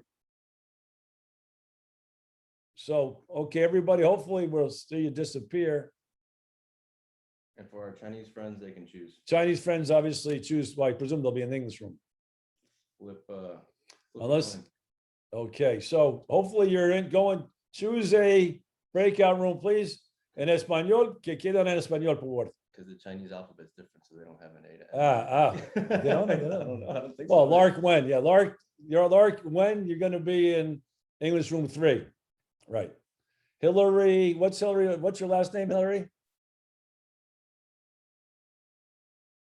And don't forget, everybody, to activate the breakout rooms. You have to. You have to activate. We can assign you a room, but you have to activate. Please remember to activate. You have to press the button. Hover over where it says the number of the room, and then you can hit it. It's going to say join and activate. Hay que ir donde ven el cuarto, apunta y después clic para entrar. Hay que entrar, tiene que activar. Si le estoy viendo, no están entrando. Is the people how many people are not in? A bunch. I'm starting to push people. All right, so we're going to put you in rooms. Guess we should have better explanations. All right, so let me see where we are. Okay.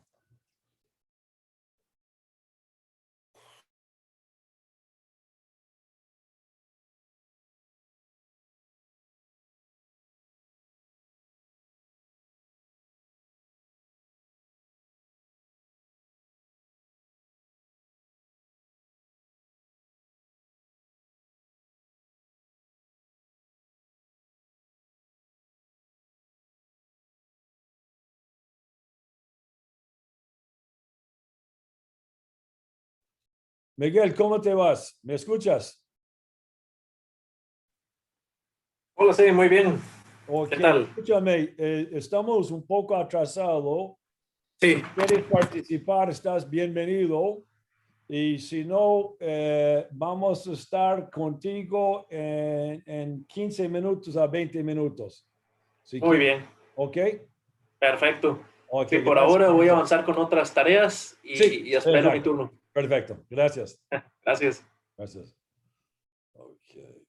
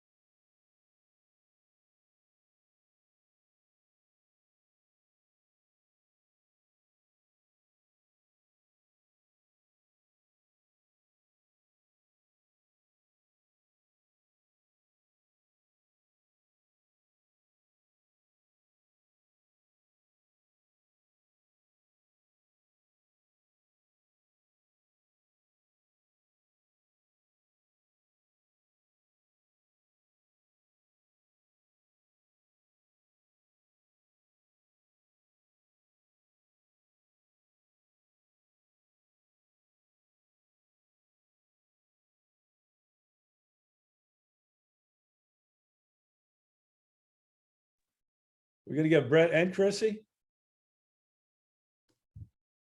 You're muted right now, Chrissy. So just so you know, Chrissy, we're the participants are in the breakout room. Great.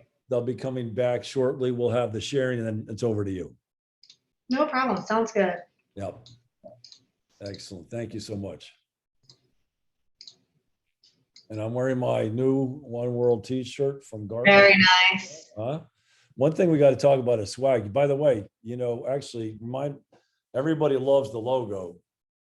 And of course, that's down to you guys. Years and years ago. Years and years ago. This logo is now well known around the world, Brent. Every time I go to Mexico or the far reaches of the world, I think of you guys. That's so funny. Yeah. Hey, Ernest, how are you? Welcome. Morning. How are you doing? Fantastic. Thanks so much for joining us, and I apologize for the late notice. No, that's quite all right. That's quite all right. And this time of day, the schedule is quite fluid. There you go. Well, listen, so you can see Christina Collins. She's our tech support person. Well, I don't know about that. That's about to unveil our new website, which you guys support. We've been partially funded. Ernest is at Westchester County Youth Bureau. So where we are right now, Ernest, is the participants are in the breakout room. Okay. Talking about we're doing a global survey. We got people from China across the world to Mexico, and of course here in New York as well. Talking about what matters to students. What do they find important? So that's what they're working on. Right, they're going to come back in a second, share, and then Christina's going to share the new website, and then I'm hopeful you'll be able to hear. You're going to hear the UN talk about our climate change project. Supervisor Baiko, who you met, he's going to remind everybody what we did when you were there on Earth Day and the dual. Oh, that was excellent. That was excellent. Right? That was a great day. And we're trying to take it across the globe, and we're really trying to make Westchester the lead agent on all of this. So enormously excited to it. And so we'll be bringing him back in a couple of minutes as soon as I can get my tech guy out of the kitchen. I'm hopeless. I don't know if my daughters are still on. I conscripted them today to help out because as they say to me, Daddy, all you do is talk about technology and you can't use any of it. And I know Christina can confirm that. Well, as a father of a 24-year-old and a 19-year-old, I absolutely know that language. You can empathize. You're with me, right? I always tell them I think I know what I'm doing, but then they always correct me and show me that I don't know what I'm doing. I used to have to fight for the flicker. I don't fight for the flicker anymore. I can't turn the damn TV on anymore. Yeah. Charlie, when you're ready. Yep. Hey, Joe, I'm going to stay on as long as I can, but I do need to jump off for an 11 o'clock, probably about 5 minutes. We'll go. You good. Well, you'll hear before 11 o'clock for sure. Excellent. Yeah. You'll do. We're going to, Christina, you got about 5-10 minutes, right? Yeah, absolutely. Yeah. We can move as quickly as possible. Yeah. And then 10 minutes would be perfect. And then the sharing will be 5:10, and then Chrissy's 5:10, and then we'll go right into the sustainability, which would be good. Excellent. And in fact, just while we're waiting, Charlie, we can probably just end the rooms, I guess. Close them? Yeah, close them out. The other thing is when the teachers start talking, you have to interrupt, otherwise they'll be there forever.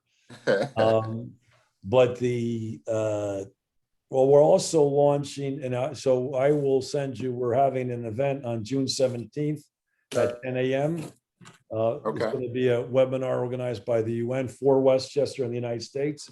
And then on June 22nd at 6 p.m., we're bringing Westchester youth together. This is what we're really excited about.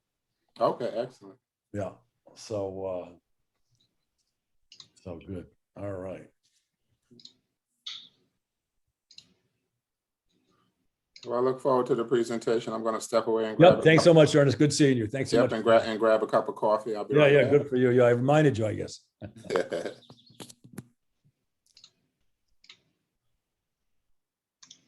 Okay, welcome back. Welcome back, everybody. Welcome back. So Ariel, well, we'll get everybody back. Ariel, is he gonna be able to translate and share or not? Oh, we gotta show him. Yeah, we No, gotta you know what? I'll leave him as translator. we can always have him back. Okay, all right, you're gonna get him back? I don't want to lose him. No, I know, right? Fingers crossed. All right. Yes, I'm here. Okay, Ariel, do you want to share from the Spanish speaking group? Sure. We just recorded some ideas that we discussed in there. A lot of the ideas that we were trying to discuss in the group were about collaboration between, all the schools that are one world. We have just realized, by all the presentations this morning that we do have a lot in common in all these kind of events that we host in our schools and the projects that we are developing. And Mary and Rita also have this amazing idea of having like a permanent forum with educators where we can come and share ideas and expertise and experiences. And that will definitely facilitate the communication with all the One World schools around the world. Fantastic. And Christina, would you just wave to everybody? We're going to bring you on in 1 second. But Christina has just developed a whole new website. And that's really, Ariel, one of the, actually for me, it's the principal goal of the new website. So thank you for sharing. All right, who was in English group number 1? Jenny, which one? Oh, Jenny Ardle, obviously. You were in English group number 1, correct, Jenny? I was, yes. All right, so you want to share back with us? Yeah, we were just talking about the what matters, and I just shared the little project that I've been doing with my 5 and 6 year olds, because I sometimes think people underestimate that young children can't engage in these type of service learning approaches. Tony was speaking about a meeting that he'd been to in London just this week called Fusion 3, which ties in nicely with One World because it talked about the business, education and cultural element of fusing those elements together. So that knits in nicely with what we were doing. And then Kathleen was talking about, the business of time and how we are constricted by our curriculums around the world to do some of these things. And also authentic ways, and this may be something that we could work on, Joe, across the network, is authentic ways of getting children involved in these issues. So you don't just present them with an issue, but getting them involved in these issues in a really organic way. So I think that could be something that we could look at going forward, particularly for the younger children. Fantastic. And I think again, today's day 1, and we want to generate this conversation. And again, for people interested in this project, so hopefully today is going to be successful, but the success is really going to be determined by our follow-up. Los que están en español, can we put Ariel back as translator now? Ariel, he has the option. Ariel, yeah, he's good. You good? Is he translating now? ¿Estás traduciendo ahora, Ariel? Perfecto. Rita, ¿estás escuchando en traducción? Maria, Rita, dame un dedo para arriba. Are you guys getting? No. No. It's not connected. He's got it. Hey, Ariel, so you know how you switched off? He's back on. Sí, te estamos escuchando. Ahora sí. Ok, perfecto. Okay. I am listening. Okay, maravilla. Okay, maravilla. Thank you, Rita. Oh. Okay, the second group, who was G to N? Who was in G to N that's going to share for us? G to N, anybody? We were in the group and Anne was there. I think Colleen and I'm sorry, could you just tell us your name? Yeah, sure. This is Mike Butita. Hey, Mike, how are you? Yeah, you're coming up with Jill Lewis. Liz is our leader. I just say how great Liz is, first of all. All right. And so it's Miss Lewis and I, and what we were saying in our group was we really would like to start next year with what you're saying, Joe, with where a jump off point would be maybe a Google slide presentation of what was a pandemic like for you? Like, what was your learning like where you are to have the similarity and the commonality between people and say, wow, well, what did they go through in Lansing and what did they go through in England? And yeah, that would be, and we can direct students and say, hey, here's our topic. What do we have to put in these slides? What do we, what was something that happened that we got to mention, Beautiful. Thank you, Michael. Thanks for sharing. Yeah. And Lindsay Watkins, are you with us or? I'm with you. Oh, okay. So I know you were in the third group with the W. Go ahead. Okay, so, first of all, I suggested not calling it the Lindsay Watkins, but, something as simple as what matters. And really, the fact that, it's what matters to everybody, not just our students. And I've forgotten her name. I was talking to another principal who was in my group, and she was saying that every year she revisits her vision with her staff, her whole team, and that works into the staff breaking out. And they're an international school, so they're very well placed to do a lot of the global work, a lot of the One World work across the school.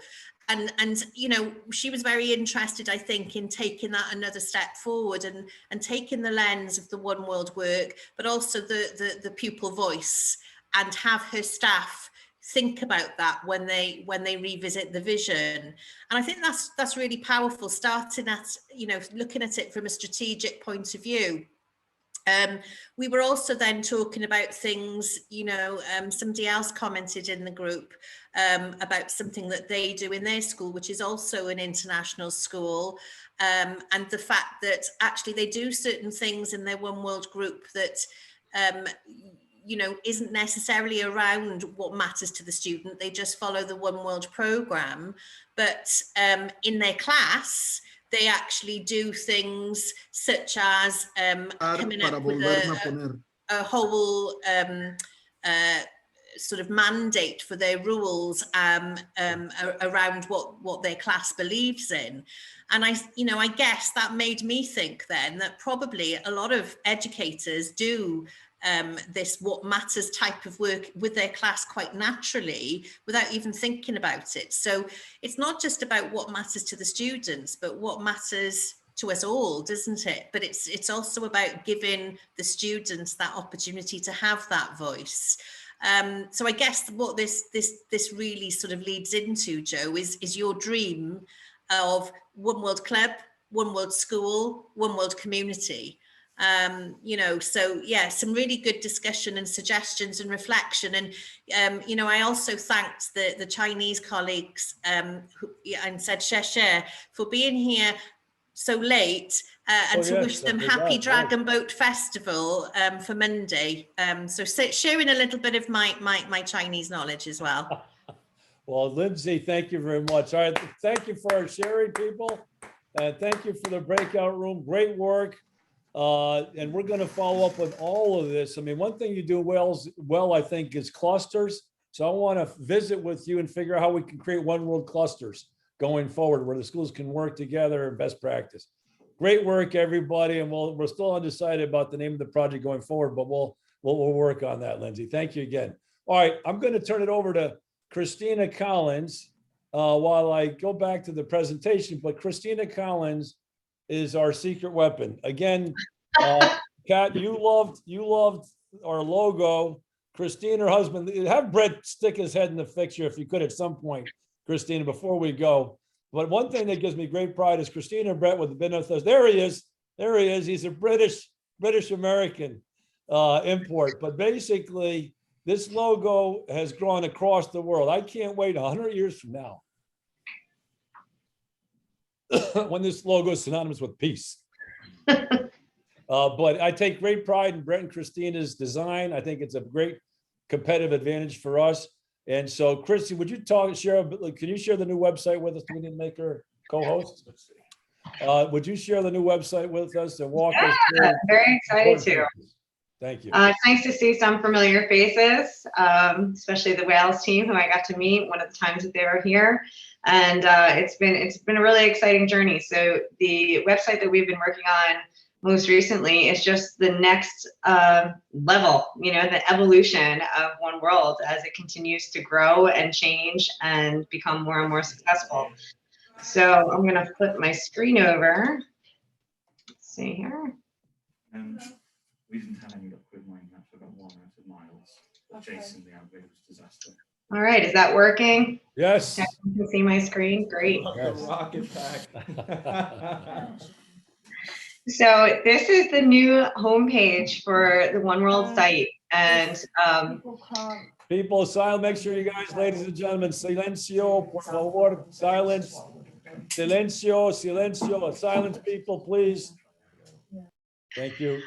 so the One World website has a brand new landing page, and it takes you through, you know, a whole bunch of information, which the thing about this site is there is a lot of information on it. So today we're not going to go through each and every tab. We're going to encourage you to take some time on your own to go through and read about the different programs, the different offerings, and the different stories and the history about One World. And I just, like, you know, Joe and I had decided we wanted to launch this site in anticipation of this great meeting today. So it is still a work in progress. This is not the absolute final website, but you can see where it's going. And that's our hope for us today, is that you can see where it's going. So Chrissy, you know, after the call.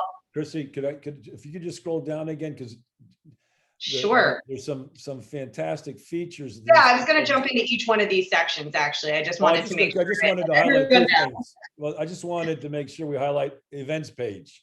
So yes, we're going to go through each one of these sections. Great. Okay, great. Yeah. So one of the sections that Joe and I are both very excited about, and we're hoping you guys are excited about because it's really for you, is taking all these kind of events and seminars and classes that are currently being offered, but not really being told to in any other way other than email marketing directly to you, and putting them on an event page. And basically it's a calendar. It's the One World calendar. And again, it's a work in progress. We have a lot more to add to it. But as you can see, today's event is right here. And the idea would be that everything that One World that's offered to either current, future, or public members would be available to learn a little bit more about, and the information would be here. So each class or each seminar or each program would have a registration tab, and it would allow each attendee to register. If there was a payment required in certain situations, you'd be able to make that transaction directly here. So you'd be able to do everything you need to do on the website. You'd be able to get the information, the details of it, your start date, your start time, and your Zoom information will in the future most likely be emailed to you after you register. So, and then after the event is passed, you'll be able to view past events where perhaps we'll post the recording of the event if there's something you wanted to reference, or photos if it's an in-person event, and things like that. So we can really start to tell how much is happening at One World and show it through the event section. So that's something we're really excited about. If you move over to the About Us tab, we have a couple really exciting things too, but the one that we're really working on is really trying to tell the story about the impact that the kids are having around the world, whether it be working with each other or working with the community, a good amount through service learning. And this page has some older stories that we were able to pull off the old website, but we're excited to start telling some of the more modern stories, the stories that you guys have from this year or last year, and that's where we're going to need your help. But the idea here is to bring the stories about the impact the kids are having front and center, and really put the highlight on the impact of them and you and the work that you're all doing with them. So we have every story would have a title and the club name and the general location, a photo, at least one photo, and then the story. And we're hoping that these stories inspire each other, your own clubs, and then inspire potential new clubs to join and get going, and then share these stories with each other and the rest of the world as well. In addition, we have a general news page, and this is all about happenings, about One World, about new things that are going on. Again, a lot of this content's a little bit old because we haven't really, the old website started to get a little clunky. Technology-wise, it was a little harder to manage. This is really much easier. We're really excited. We think it's going to be a great platform to move forward on. It's going to serve the organization well for hopefully many years to come. And we're looking forward to growing it and growing these stories. And I know you all have so many great stories to tell. So we're going to have to work with you all to capture those. Chrissy, I don't know if Bonnie O'Callahan's still with us. If she is, Bonnie, if you just could wave hello, say hello. Yeah, Bonnie's I'm gonna- here. I do have to let's hop. see, Bonnie, let's see your lovely face. Can we see your lovely face? Come on, Bonnie. Oh, my camera's blocked. There you go. Okay, there's Bonnie O'Callahan. So Bonnie, you've probably, just all the MailChimp emails that go out, there are far too many today. Bonnie's helping us make the website live, but she's going to be our news editor. And so I just wanted Bonnie to say hello. She's our communications director, news editor. So, she's going to be helping us populate that page. Really, part of the thing is the website was but we just can't keep up. So I'm thrilled to have Bonnie helping us out to keep up with your story. So you get emails and questions from Bonnie. You know who she is and why she's getting in touch. Thanks, Bonnie.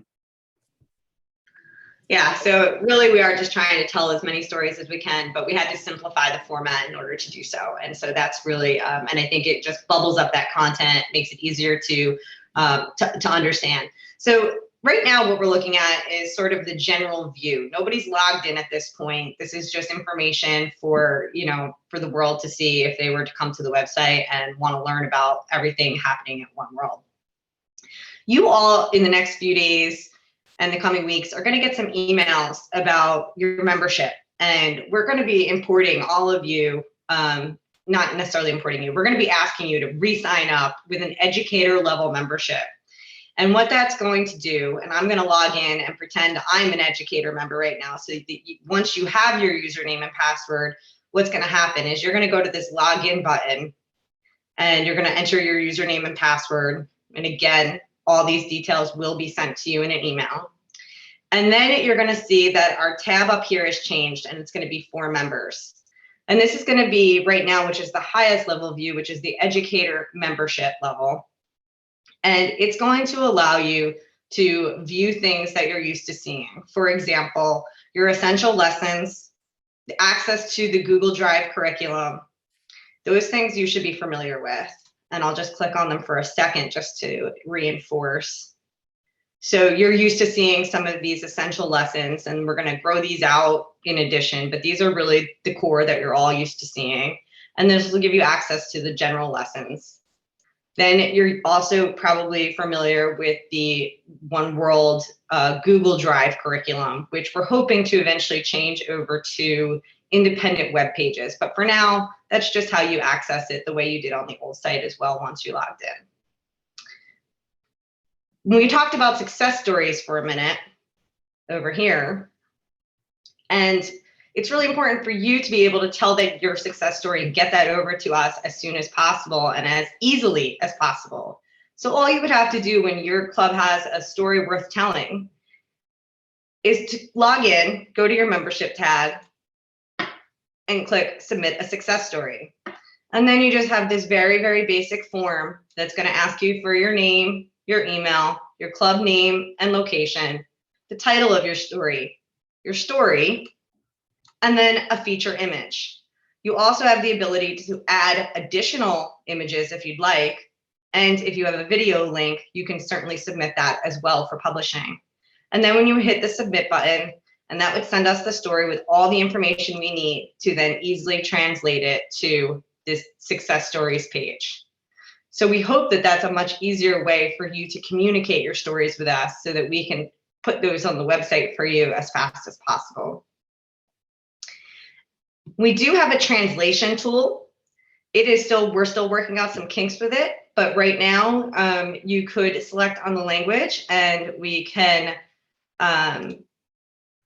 translate very easily so that hopefully we can begin to share this a little bit more easily around the world. Can you go to Chinese? Chris? Is it this one? No, this one, sorry. There we go. Okay.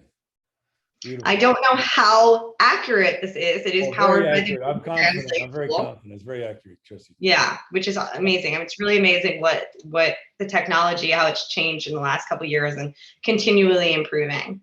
So then there's the part that I think Joe is probably most excited about, and hopefully that you are as well. And this is an area that I do have to preface is still under construction. We're still working out a few kinks, but I think for proof of concept, you're going to be able to see how this is going to work in the future. You're going to be able to, as an educator member only, not general members, just educator members, are going to have access to a club directory where you'll be able to easily reach each other's contact information so that you can collaborate. So for example, after this call, if you had met somebody in one of your breakout groups and you wanted to contact them, you wouldn't have to reach out to Joe and gather their contact information. You would be able to go because they're part of your community. They're part of the One World Educators membership level, and be able to find them in the club directory.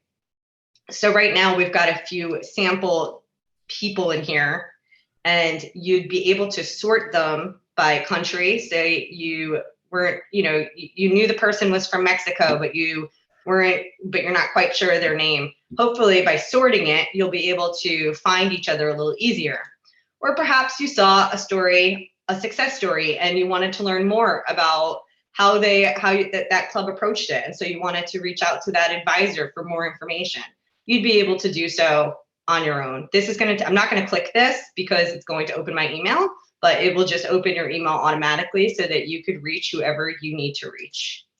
So you'll be getting, again, an email for your membership that will prompt you to be able to upload all your email information, your portfolio picture if you'd like, and so on. So can I So just really hoping that this helps everyone communicate more easily by providing everyone's contact information and general basic information. All right, let's give Chrissy a round of applause. Round of applause. Let's get that logo in every country in the world. That's the goal. But I'm really excited about this last page. I mean, Chrissy and Brett, this page has been the club directory has been 10 years in the making. And, with this year, we're probably operating at least 200 classrooms around the world. We want to collect data. We want to measure the data more efficiently. That's why we're going to ask you to re-sign up. We want to get a good set of information from you. But more than anything, we want to connect you. And we want to make it easy for you to connect. I don't want you to have to come through Joe Carvin. You know how much I love those calls. But we want you to be able to connect. Everybody on this call, as we talked about, is your colleague. So the way you connect with your colleagues is going to be on this club directory. So I can't thank Brett and Chrissy enough. They've been with us from day one. I can't wait for them to see what we're looking like in 2030. I think it may be the most powerful website, certainly in the, well, what should we say? Just a very powerful website. So Christina, thanks very much again. Okay, now I'm going to try and share my screen again, Charlie. And okay, let's see here. We'll just see if you can advance me. Okay, so that was the presentation. Now, the last bit of presentation, One World, when you think about it, One World's a global platform for understanding.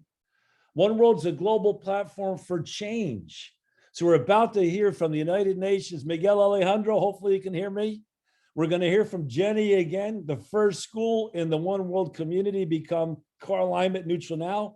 We're going to hear from the superintendent of schools, Mark Biaco from Elmsford School District, the first school district in the world to sign the dual pledge, which you'll hear about in a second. And I can't tell you how excited I am to launch our 100 school, 4-country challenge. And I'll ask Laura to give a brief update on how things are going in China. Okay, so Miguel, are you with us? I am. Beautiful. Over to you, Miguel. And I'm afraid I always embarrass Miguel, but we haven't worked with a better partner. The United Nations, the UNFCCC, United Nations Framework Convention on Climate Change, is in the person of Miguel Alejandro, has been absolutely fantastic, a wonderful source of support, and we wouldn't be able to do anything we do in climate change without his terrific support. So I'm sorry to embarrass you again, Miguel, but I can't thank you enough from the bottom of my heart. Thank you very much, Joe. You give us too much credit. You give me too much credit. It's just about supporting what you're doing and what the schools in the network are doing. So yeah, I think there's nothing to think about. Good. So with that, I know that I have very limited time and you have a long session, so let's go straight into it. And I just wanted to introduce the approach that Climate Neutral now has for collaboration with you. So in collaboration with One World and with other partners, depending on your region, we are inviting your schools to join the 100 Carbon Neutral Schools Challenge. So we are inviting your schools to do 3 things, which are relatively simple and for which you will have our support along the process. First one is measure, meaning estimate the carbon footprint or the greenhouse gas emissions that your school produces, right? That are associated to running your school operations. We have developed in collaboration with Joe as well, a simplified calculator which we hope will make it much easier for you. And in any case, Joe and team can answer questions about the calculator and we can also as well. So first one, estimate your footprint if you are not doing it already. Second, reduce, do whatever you can to reduce that footprint. Here, you will see that our calculator has, or is following the GHG protocol. It's called the standard that we use as a reference. And the GHG protocol classifies your emissions, our emissions, everyone's emissions in 3 types, 3 scopes. The first one is where you have direct control. It's completely up to you to try to reduce emissions. So you can look at some examples of what are the sources of emissions there, right?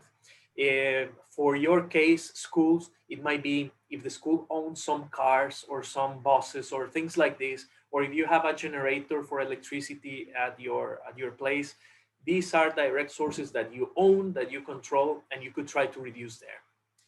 Scope 2 is basically the electricity, and in some countries, the heat or the cooling that you buy. So here, what matters is that we become efficient, that we use as little energy, heating, cooling, electricity as we can.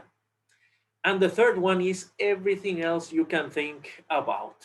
All the products and services that the school buys or uses, everything else, food, waste, water, everything.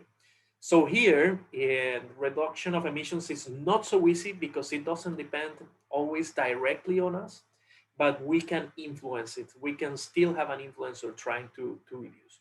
So you will see these 3 types of emissions. Don't get scared about that. In the calculator, you will see that in the end, everything makes sense and it's relatively straightforward. And the final thing, in order to have an organization, in this case, your school, be able to call itself carbon neutral, the third thing that you have to do is, once you estimated your footprint, once you have tried to reduce it, then you compensate with credible carbon credits. So for the emissions that we were not able to avoid, we compensate by contributing to projects that reduce emissions somewhere else. So we, as I said, looking forward to your participation in the challenge, and we will be ready to support you together with you. Thank you, Miguel. And just 2 things. One, you know, Wales has already had a webinar presentation from Miguel about 2 weeks ago. So they're into the 100 School Challenge. China had it a couple of weeks ago as well. They're into the 100 School Challenge. Miguel's going to be presenting more formally to a US English-speaking audience next Thursday, June 17th at 10 a.m. New York time. So put that in your calendar. It's on our new events page.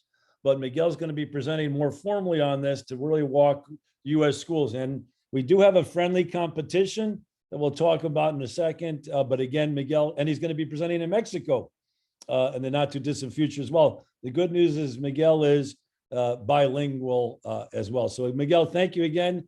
And now I'm going to turn it over to Jenny, who's going to talk about Millbrook being the very first school in Wales to become climate neutral. I'm going to embarrass Miguel again, because without Miguel's help, I wouldn't have been able to do this at all. So thank you very much, Miguel, and Fernanda, your colleague. So many, many thanks. About 3 years ago, Joe introduced us to Miguel and we had our first go at becoming climate neutral. And we did it. Absolutely, we did it.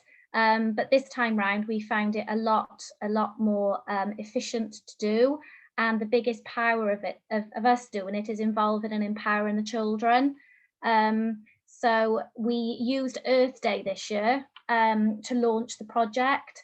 And again, as a whole school, which we're finding really influential for all of us to do it together rather than doing it in small groups, we launched Earth Day. So every class from nursery right up until grade 6, which is the 11-year-old, we all did our own activities to raise awareness around Earth Day. We used the One World lesson plan ideas, and we also used the ideas that we found on the internet, age appropriate to each class. So that was our first way of introducing it. We also then involved the community and families by using the EcoActs project, which is from One World. So all the children took the EcoActs idea home. We rewarded them by bringing it back. We designed quite a simple certificate, but it did definitely increase engagement. And families were sharing their eco project, eco passport pieces of paper on Twitter and other platforms. So it was a really good way of involving the families and the local community in what we were actually trying to do. It was mostly my job to collect the information for the calculator, purely because it had to come from the school office, the school canteen, the caretaker, the head teacher. And once we'd inputted that into the Excel sheet, it very simply calculated our carbon footprint. The children then came back in because what they then did is they come up with a plan, a school commitment to act to reduce our carbon footprint where possible. So we looked at the home, the EcoActs project that had come back in, and we looked at what we were doing across the school, and we come up with like a little school action plan, if you like, to reduce that carbon footprint. But the bit the children like most is using the United Nations website. There are projects on there that Miguel just mentioned where you buy credits to offset your carbon footprint. So the children research the projects, they have a little look at them, and for one reason or another, they will pick one from India or one from Africa, depending on what they're looking at the time. And then we organise a fundraising event. So as a school, we raise the money to pay for the credits that we need to make us carbon neutral. And I think the key of it is keeping it as simple as we can, so you can see the 5 steps on the screen. But the most powerful thing, again, is empowering those children to own the process. It's not about the adults doing it, it's about the children having an understanding and making that valuable contribution to it. So my thing is do it. It's not complicated, and the impact and the influence it has really is powerful. Thank you.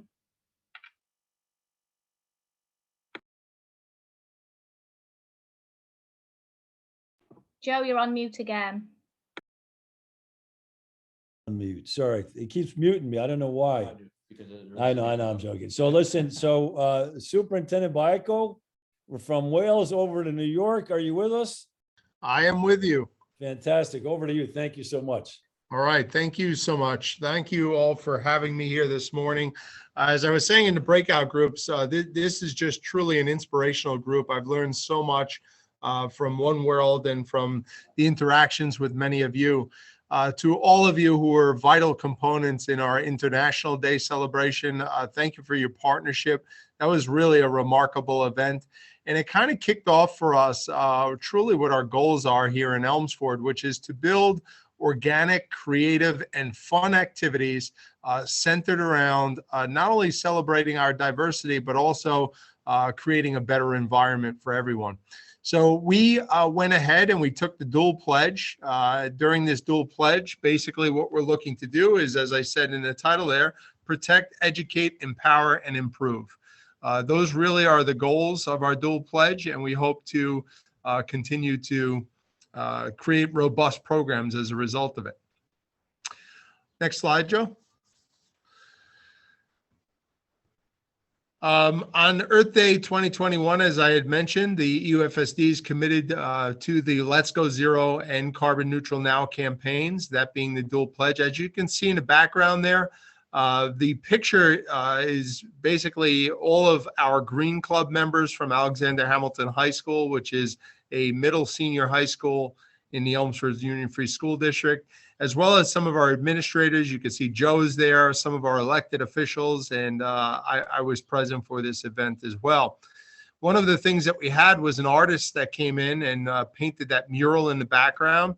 And really what we're trying to do is everything that we incorporate in terms of projects gets imprinted throughout the school district. So we want this to be something that's sustainable and something that's living throughout the school district. I also want to give a shout out to Westchester County Executive George Latimer, who is supportive of this project. We hope puts Westchester and the United States over the top to win the friendly 100 school competition versus China, Mexico, and Wales. We'll see. And with Mark's support, I'm hopeful we'll get there. And George is an amazing partner. It's, we can't ask for a better county executive in terms of the level of support that he gives us. Just going back to the dual pledge, basically our first step here was the annual commitment to the UNFCCC to become climate neutral. What we did was we measured our carbon emissions. We submitted our application as was discussed earlier. And in addition to which, we're starting to work on choosing those projects. And that becomes our step 2. We're looking for this long-term commitment. We really want this to be student-led. I actually met with the Green Club representatives yesterday to have a discussion about where we're going with the carbon neutrality projects so that we reach it by 2030. It's important to note, not only are we choosing from the projects that Joe and One World have listed, as well as the UN FCCC projects, but we're also creating our own organic projects here in the district that are created by our students.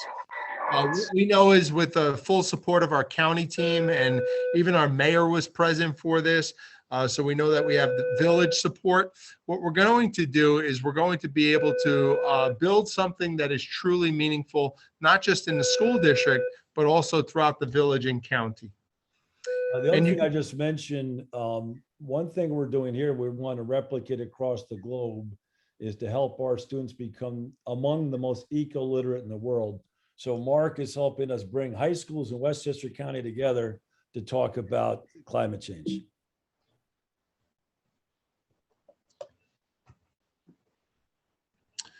So our Let's Go Zero campaign was something that was introduced to us by Joe.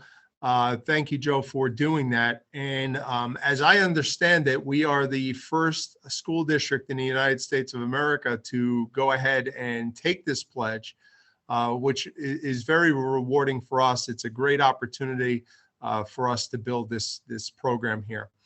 So essentially, as we're working together to become carbon neutral, and we know 2030 is our goal, what we're also looking to do is take the Climate Neutral Now pledge, involve our school community, recycling, less paper, composting. I have to admit the pandemic had somewhat of a silver lining for us. We break everything down into looking at every aspect of the organization. One of the areas that we were looking at was how much paper we were ordering. In one school alone, we were making about 1 million impressions a year. In other words, 1 million photocopies a year. That's a lot of paper to go through. And while necessary, we understand it. There are other ways to do it where we could be much more green friendly. And the adoption of the Google platform, we are a Google organization, and we do everything now through Google Drive. It really helps us to become less paper dependent. We're also composting and working with some of our community-based leaders, again, that Joe introduced us to. And we're going to begin a lot of work out of our cafeterias in terms of reducing the amount of waste. We're taking steps to become much more global leaders, hopefully.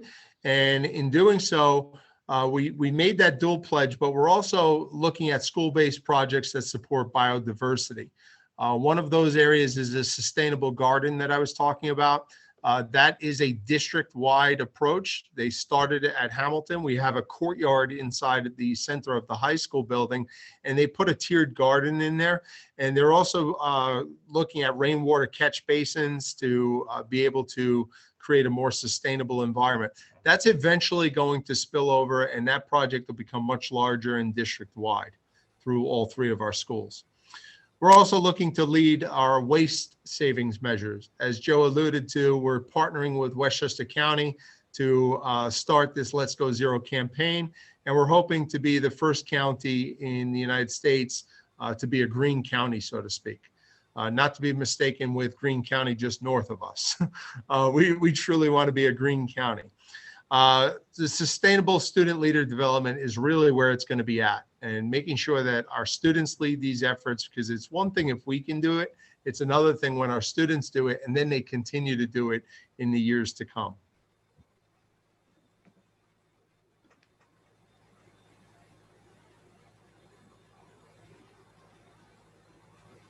Oops, I was muted again. My wife keeps sneaking in. Thank you very much, Mark. Thank you, Jenny. Thank you, Miguel. Again, the whole idea here is to show the power of the network to become an agent for change. Now we're running tight on time, so I'm going to share Rita's story, Lucy's story, Martha's story. You know, we've been working in Mexico for a number of years. We went down to train generally our programs for 8 to 20-year-old students. And all of a sudden, Mexico said, just like somebody said earlier to Jenny was saying, we underestimate 5 and 6-year-olds' capacity to become globally competent. I wholly underestimated it. The genius of the Mexican teachers was to take this program and bring it down to preschool. And what they found, there's a number of advantages. One, you know, the kids at 3 years old, they're moving from gimme, gimme, gimme to having to learn how to work in a group. Why not extend that group? It doesn't have to be Acapulco only or Guerrero or only Mexico. Extend the definition of group to the global. Secondly, the kids are sponges at that age. If you start to begin to teach global citizenship at that age, it becomes part of their persona. Parent involvement was absolutely fantastic and off the chart. It's never too early to begin to save the planet. Sorry, Jody. And so ultimately, Cindy was the first one to do it.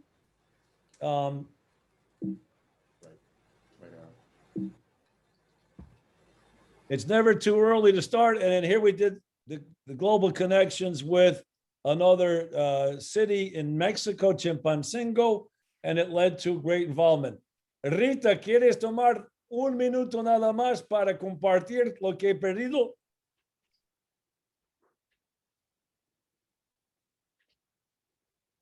O Rita no está con nosotros. Sí, aquí estoy, Joe. Okay. Aquí estoy.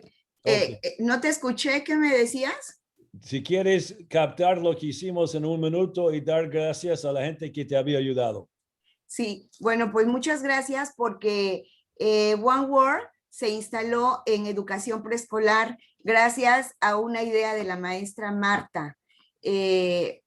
Marta Patiño, en ese entonces estaba en la supervisión y entonces invitó a las escuelas de educación elemental, en este caso el CENDI, que fue el primero que participó, y todos los maestros muy entusiastas, las educadoras muy entusiastas, es otro nivel de participación.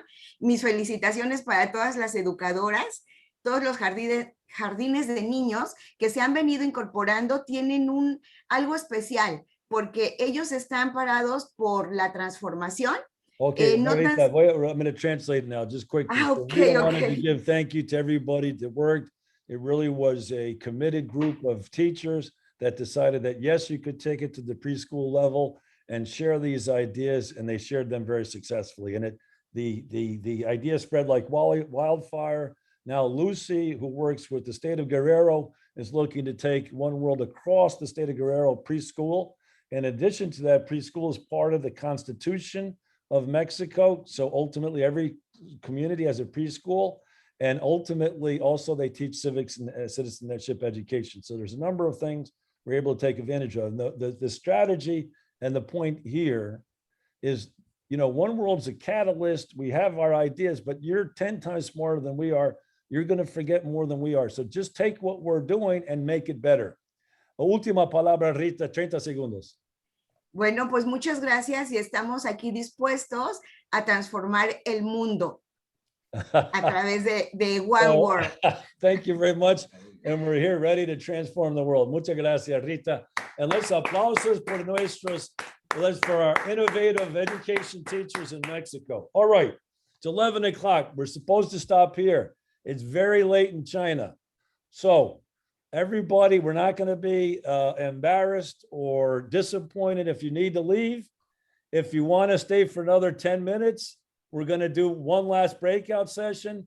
This for me is the craziest or most fun. What's the world going to look like in 2030? What's one world going to look like in 2030? What's education going to look like in 2030? So again, please do not worry if you have to leave. But if you can stay with us for another 10 minutes or 15 minutes, 10 minutes for the breakout and the sharing back, we'll wrap it all up. But for me, a futurist, I'm very excited about this next session. So for those of you who can join us, please stick around, Charlie. How many participants we have right now? 58. 58. So we'll do three breakout rooms, one in Spanish and two in English. The first one in English will be A to N, no, A to N, and then the rest will be O to Z. So you're going to have three breakout rooms, one in Spanish, one in English. Let's say call it A to M. A to M is the first breakout room in English. The second breakout room is N to Z. Okay, so Charlie, can we break those out? Yeah, everybody. So everybody, we're offering you the breakout rooms and three questions. What's the world going to look like in 2030? What's education going to look like in 2030? And what's one world going to look like in 2030? Okay. Excellent. So again, please choose your breakout room, Spanish and two English. Hopefully you're getting into your rooms. And again, we're going to apologize. We've tried to keep it on schedule as much as we can. We're pretty close. So again, if you got to run, we certainly understand. Okay, so I still see a lot of people on the screen, so we're going to assign you. Lark, are you having difficulty getting in? And Ariel, could you coordinate the Spanish-speaking room, please? And then feedback.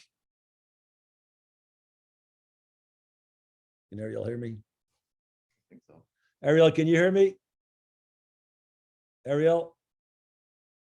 Okay, good. Yeah, so if you'll coordinate the Spanish-speaking room, that'd be great. He's still translating. Lark, are you going to go to the English room?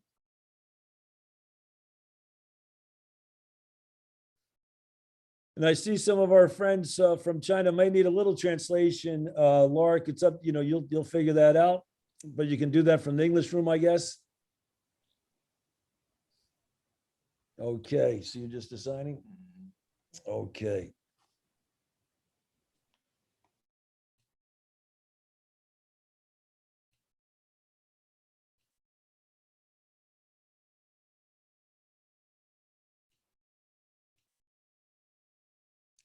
Okay, estamos llegando. Tres preguntas. Uno, ¿cómo va a ser el mundo en 2030? ¿Cómo va a ser la educación en 2030? ¿Y cómo va a ser One World en 2030?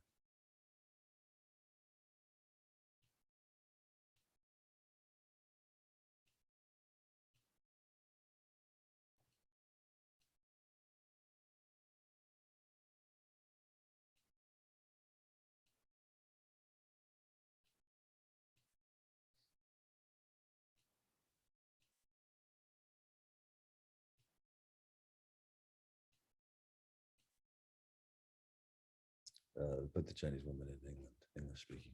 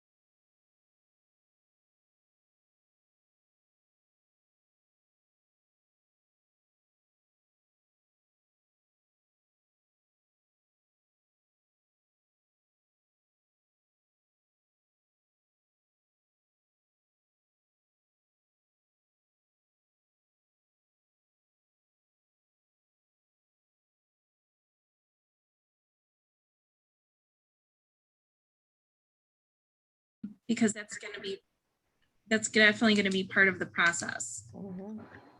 Yeah, well, because I was thinking the same thing. Like, I use Epic a lot, and Epic, because like kids can't go to the library, and like Epic has like hundreds, thousands of books, and like my newcomers use it a lot because it has like books that I read to them. It has audiobooks. It has like really low level books that they can read. And then it has chapter books as well. But I don't know if you've used Newsella this year. It's I think I wonderful looked at it once. because it changes the lexile. It gives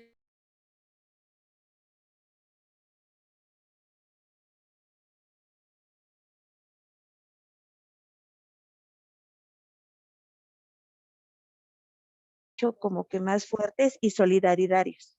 Y sería todo. Vale. Ok, buenísimo, gracias. Martita Patiño.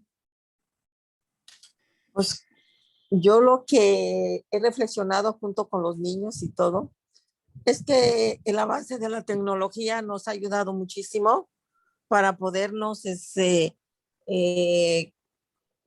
conocernos y sobre todo poder conectarnos desde nuestros pensamientos, de cómo pensamos y que se abre esas fronteras, ¿sí? Y lo estamos viviendo actualmente y pues para el año 30, pues eso va a ser mucho más.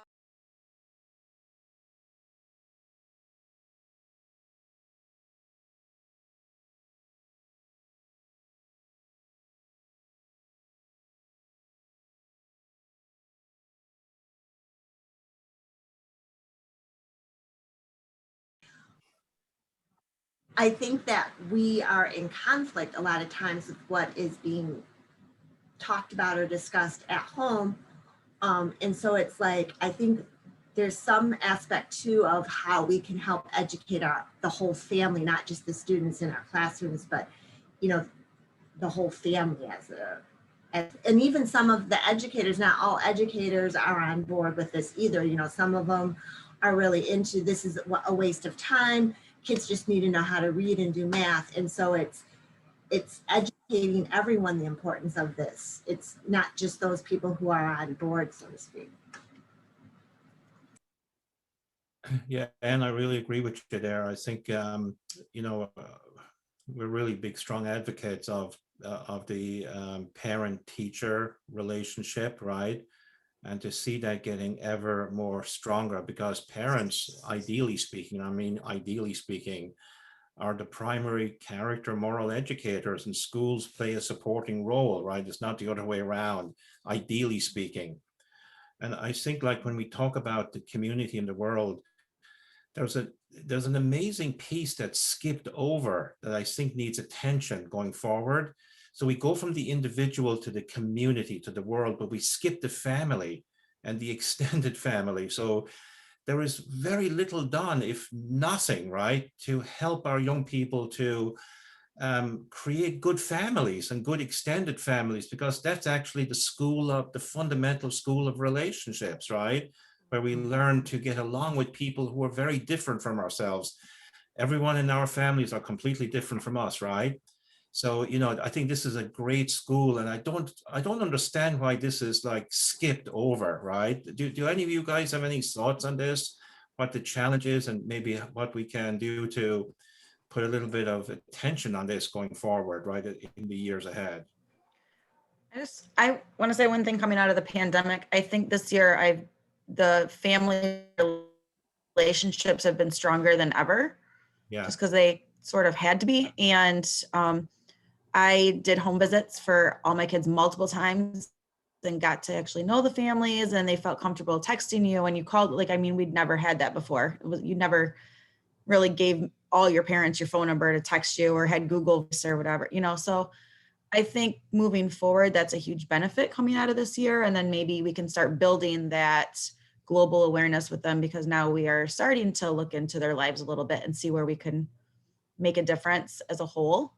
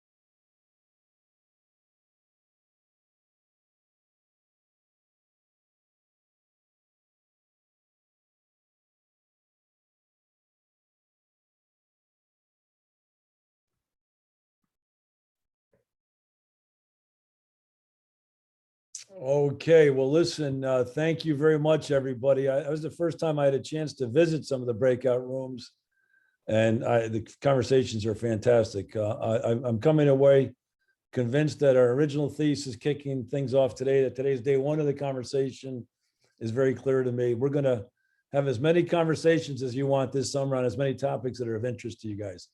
All right, Kat, you were in one room. Would you share what was in your room? English speaking room? Do we have to unmute Kat?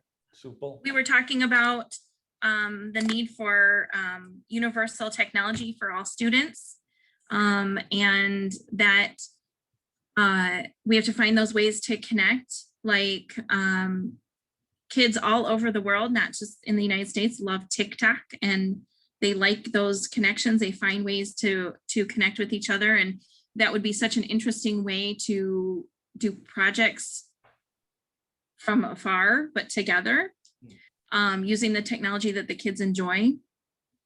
And we also talked about just a little bit about like, for example, in Lansing, our students have been virtual for all of this year. And we really don't see them in person except as a drive-by in the car once in a while. And we want to get back to that like traditional, what we had before, and see our kids and have them in our classrooms, and not online. But we don't want to be complacent. We want to move forward with that. Like, we so want that so back, but we can't just give up what we've learned in this move forward with technology. We have to learn to move it, to integrate it and move forward with it, and not just sit back and be happy we're back in the old style. We need to move forward and look at what is that new style going to look like. So that was our conversation. Beautiful, excellent. ¿Todavía se está traduciendo en español o no tanto? Rita, Mari, ¿están? No. Okay. No. Okay, Sorry. como estamos terminando, No, voy a en traducir. este Okay, momento okay, no. I think there's no more translation function. Okay, yo creo que Ariel tenía que salir, entonces yo voy a resumir en español al final lo que Kat estaba diciendo, que necesitamos trabajar Gracias, en Joe. a través de la planeta. Okay, Tony Devine, I saw you in the other English speaking session. Could you share what you saw there? Yeah, thanks, Joe. Yo, Enrique puede traducir We're si just le das getting la a palabra. neat ¿Quién discussion. puede traducir? Okay. Enrique puede Yeah, we're- traducir si le das la palabra. Yes, Enrique, I can do it. Espera un segundo, a ver. What's his, do you know his thing? Let's see if he's under Enrique here. ¿Estás entre Enrique o está Enrique Guerrero? Enrique Guerrero? Yes. Sí. Qué maravilla. Está Okay. Enrique o Carlos también. Bueno, Enrique está para traducir. Enrique Guerrero. Ujú. Okay, is he enabled? Enrique, yeah, you got Okay, it? Enrique, debe poder traducirlo en ese momento. Enrique, say something in Spanish. Ask everybody to wave to me. Ask them all to wave to me. Ask everybody to say, okay, good. All right. Okay. All right, Tony Devine, go ahead, Tony. Okay, thanks, Joe. So yeah, conversation started with, I think, a challenge many teachers faced, right? So the students are coming in from their homes with a certain set of values, right, from their parents and whatnot. And then, you know, teachers like in this universe here are trying to inculcate, right, good character and so on and so forth. So sometimes a little bit of a clash going on. But then we talked about especially during the pandemic, we saw so much more collaboration going on between parents and teachers, and especially the teachers could see parents in the background on these Zoom calls. And it sparked a lot of kind of new types of relationships and connectedness that just did not happen before, right? And you know, this was really a positive saying, right? There's a silver Tony, lining to the didn't I pandemic. hear, Tony, that the teacher went and took materials to the families' homes on multiple occasions to make sure they Yes, we've got all kinds of examples like that, right? And a lot more communication going on. And you know, this is probably the strongest relationship. It should be the strongest relationship in education. the relationship between parents and teachers, because both of those are without a doubt the strongest influence on children and on students. And just another thing we were just starting to talk about is, like, we were talking about the world changing, right? So the world is going to be changing faster and faster, but there's also needs to be some constants, right? This is where the character comes in, the values, right? These are constants to guide a world that's changing like so fast, right? So we have to kind of figure out, and this is where the good work of One World is important, to inculcate and model those good character traits, virtues, and values, so students will know how to effectively navigate even a faster changing world, right, that you've been talking about in your presentation, Joe. Beautiful. So yeah, we're just starting an amazing conversation there. Thank you so much. And then from the Spanish-speaking room, can Carlos share with us what you spoke about in the Spanish-speaking room? And Enrique will Yes. translate. Yep. Yes. Thank you, Joe, and thank you, Enrique. Marta, she said that with the help and the collaboration with parents, we can communicate and take action no matter where we are across the world. And with the advances of technology, we can be stronger and go forward in solidarity. Enrique was saying, no student should be without access to education in 2030. No more barriers. And then let's see here. There should be a rich variety to specialize educational programs for students, depending on their interests and future goals. Miranda was saying that we'll have a global model for instruction with consistency and fun, and that's collaborative and full of rich experiences. Beautiful. Well, listen, first of all, can each of you give yourselves a great round of applause? I mean, I got to say, Lark and my friends from China, special thanks. I'm surprised you're not falling over at this point. 11:20 at night. You guys have been fantastic. Look, One World started in one classroom in Portchester, New York, 10 years ago. I'm not muted, am I? Yo Sí. quiero compartir algo. No, pero Rápido. Una un oración segundo, nada Mari, más. un segundo. Ok, vale. Entonces, so we started one classroom 10 years ago, and ultimately now I can't begin to think about where we're going to be in 2030. In terms of my hopes for today, we've been enormously successful so far. We're only successful if today's day one. We're unsuccessful if nothing happens from here. So it's down to us to do committed, comprehensive, coherent follow-up. We need to continue to offer opportunity after opportunity after opportunity to all of you. We've built the network. Now we have to breathe life into it, to breathe life into this network. So I can't thank you enough for everything you've done. Mary, I'm gonna turn it over to you. Okay, Mari.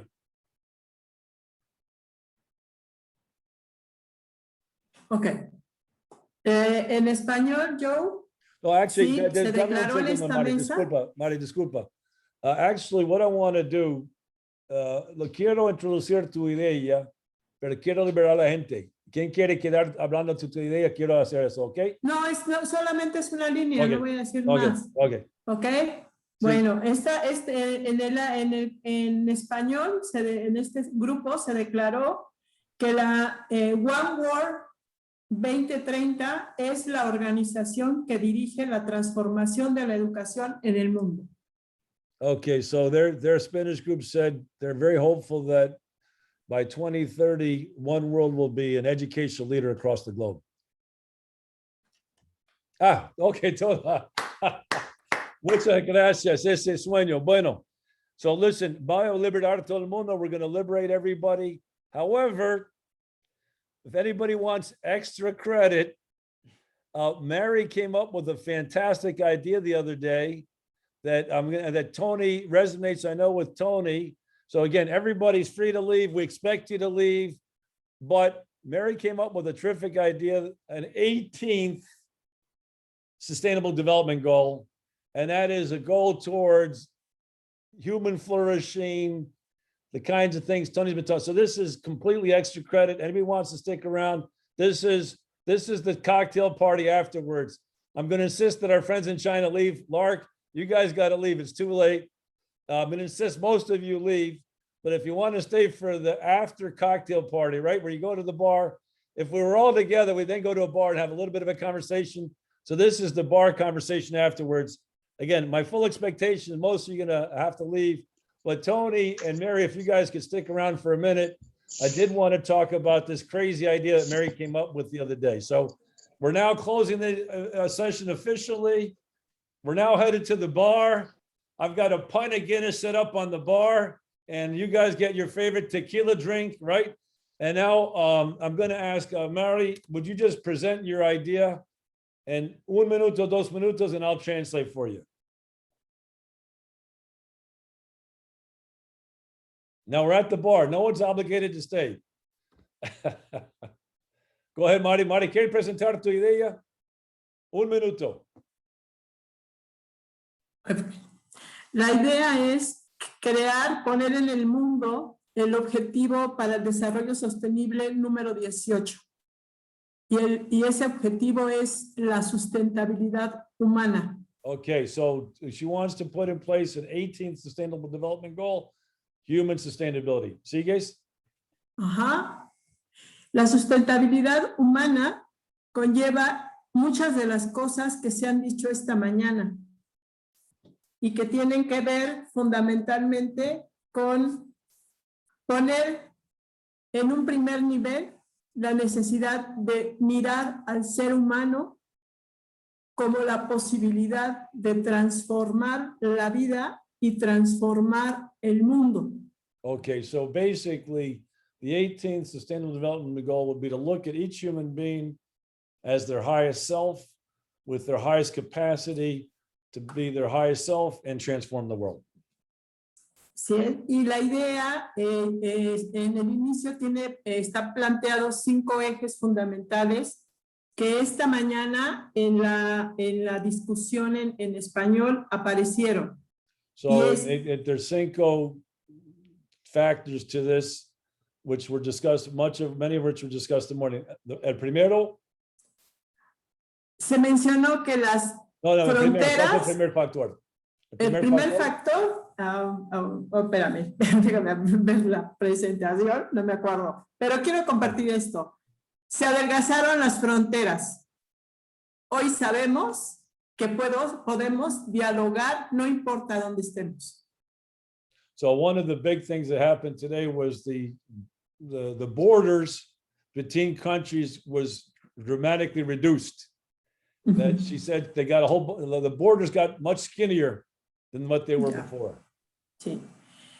Nos hemos acercado, nos hemos identificado y reconocido como seres humanos. So we've gotten together, sorry, as human beings, across languages, across distance, across cultures. Hemos humanizado la tecnología y sabemos que es un recurso extraordinario. And we've humanized technology, which has the potential to be a fantastic tool for us. Queremos una educación para todos. And we want an education for everybody. Considerando que innovación y educación van juntos. Okay, so Mari, 10 segundos más. Considering that innovation and education go together. El mundo tiene que cambiar y One World está listo. Okay, so the world needs to change and One World is the tool. Now, this is again, muchas gracias, Mari. Mari es la gran profesora. Quienes no conocen, Mari es gran profesora, decano, un gran profesor. She's our guru, our educational guru. Anytime I have an educational question, I go to Mari because she's my guru. Now, Tony Devine's my other guru. And Tony, again, we're on free time. So you guys, anybody wants to leave, please. But Tony and I are enormously fortunate because Tony and I do very similar things. Tony does it with the Global Peace Foundation. We do it with One World. But our end goal is always peace. Secondly, we've been very fortunate in the last 6 to 8 weeks because we get together with 2 of the leading character education gurus in the United States on a bi-weekly basis. Some of you may know Tom Lacona. If you don't, you should get his books. Again, a brilliant character education educator. He's in his 80s and he's been doing it for 30 to 40 years. I was talking to Tom Lacona about something, and he says, I've just, I kept asking him, he says, you got to get this fantastic book. So what's the name of the book? He tells me the name of the book, and then he says, I said, who's the author? He said, Tony Devine. I said, Tony Devine. I know Tony Devine. He's on our board. And the other participant is the president of character.org, leading character education group, Arthur Schwartz. But Tony, could you tell him a little bit about your book and a little bit about what we're trying to do with these conversations? Yeah, absolutely.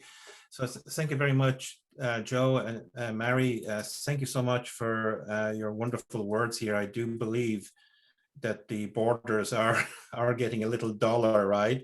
And that we do have to learn how to get along with those who are very different from us around the world. I mean, these differences are artificial. They've got nothing to do with our unique value, right? So the more we can tap into our unique value, the better. The book Joe is talking about, did it with a bunch of colleagues a number of years ago. It's called Cultivating Heart and Character, Educating for Life's Most Essential Goals. And the first one of those goals is developing our character. The second one is creating great families. And the third one is creating a great world, right? So in this dialogue, Joe and Arthur and Tom that we're having, I'm so blessed to have these calls that we started 2 months ago. Basically, we're looking at how do we create, right, a peaceful and flourishing 21st century civilization. When we look at our students, our young people, our children today, especially our students who are in K through 12, primary, secondary school, they will actually cross over into the 22nd century. They will live through the 21st century.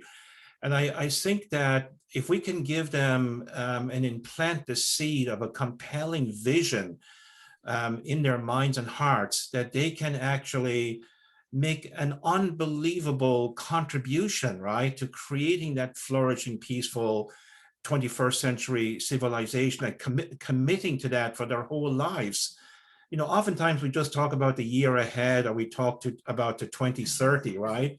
But why not go to the whole century, right?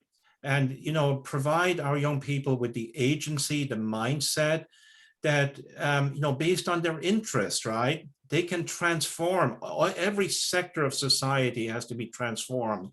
Everyone on this call here, we're trying to transform the education sector, but the health sector has to be transformed.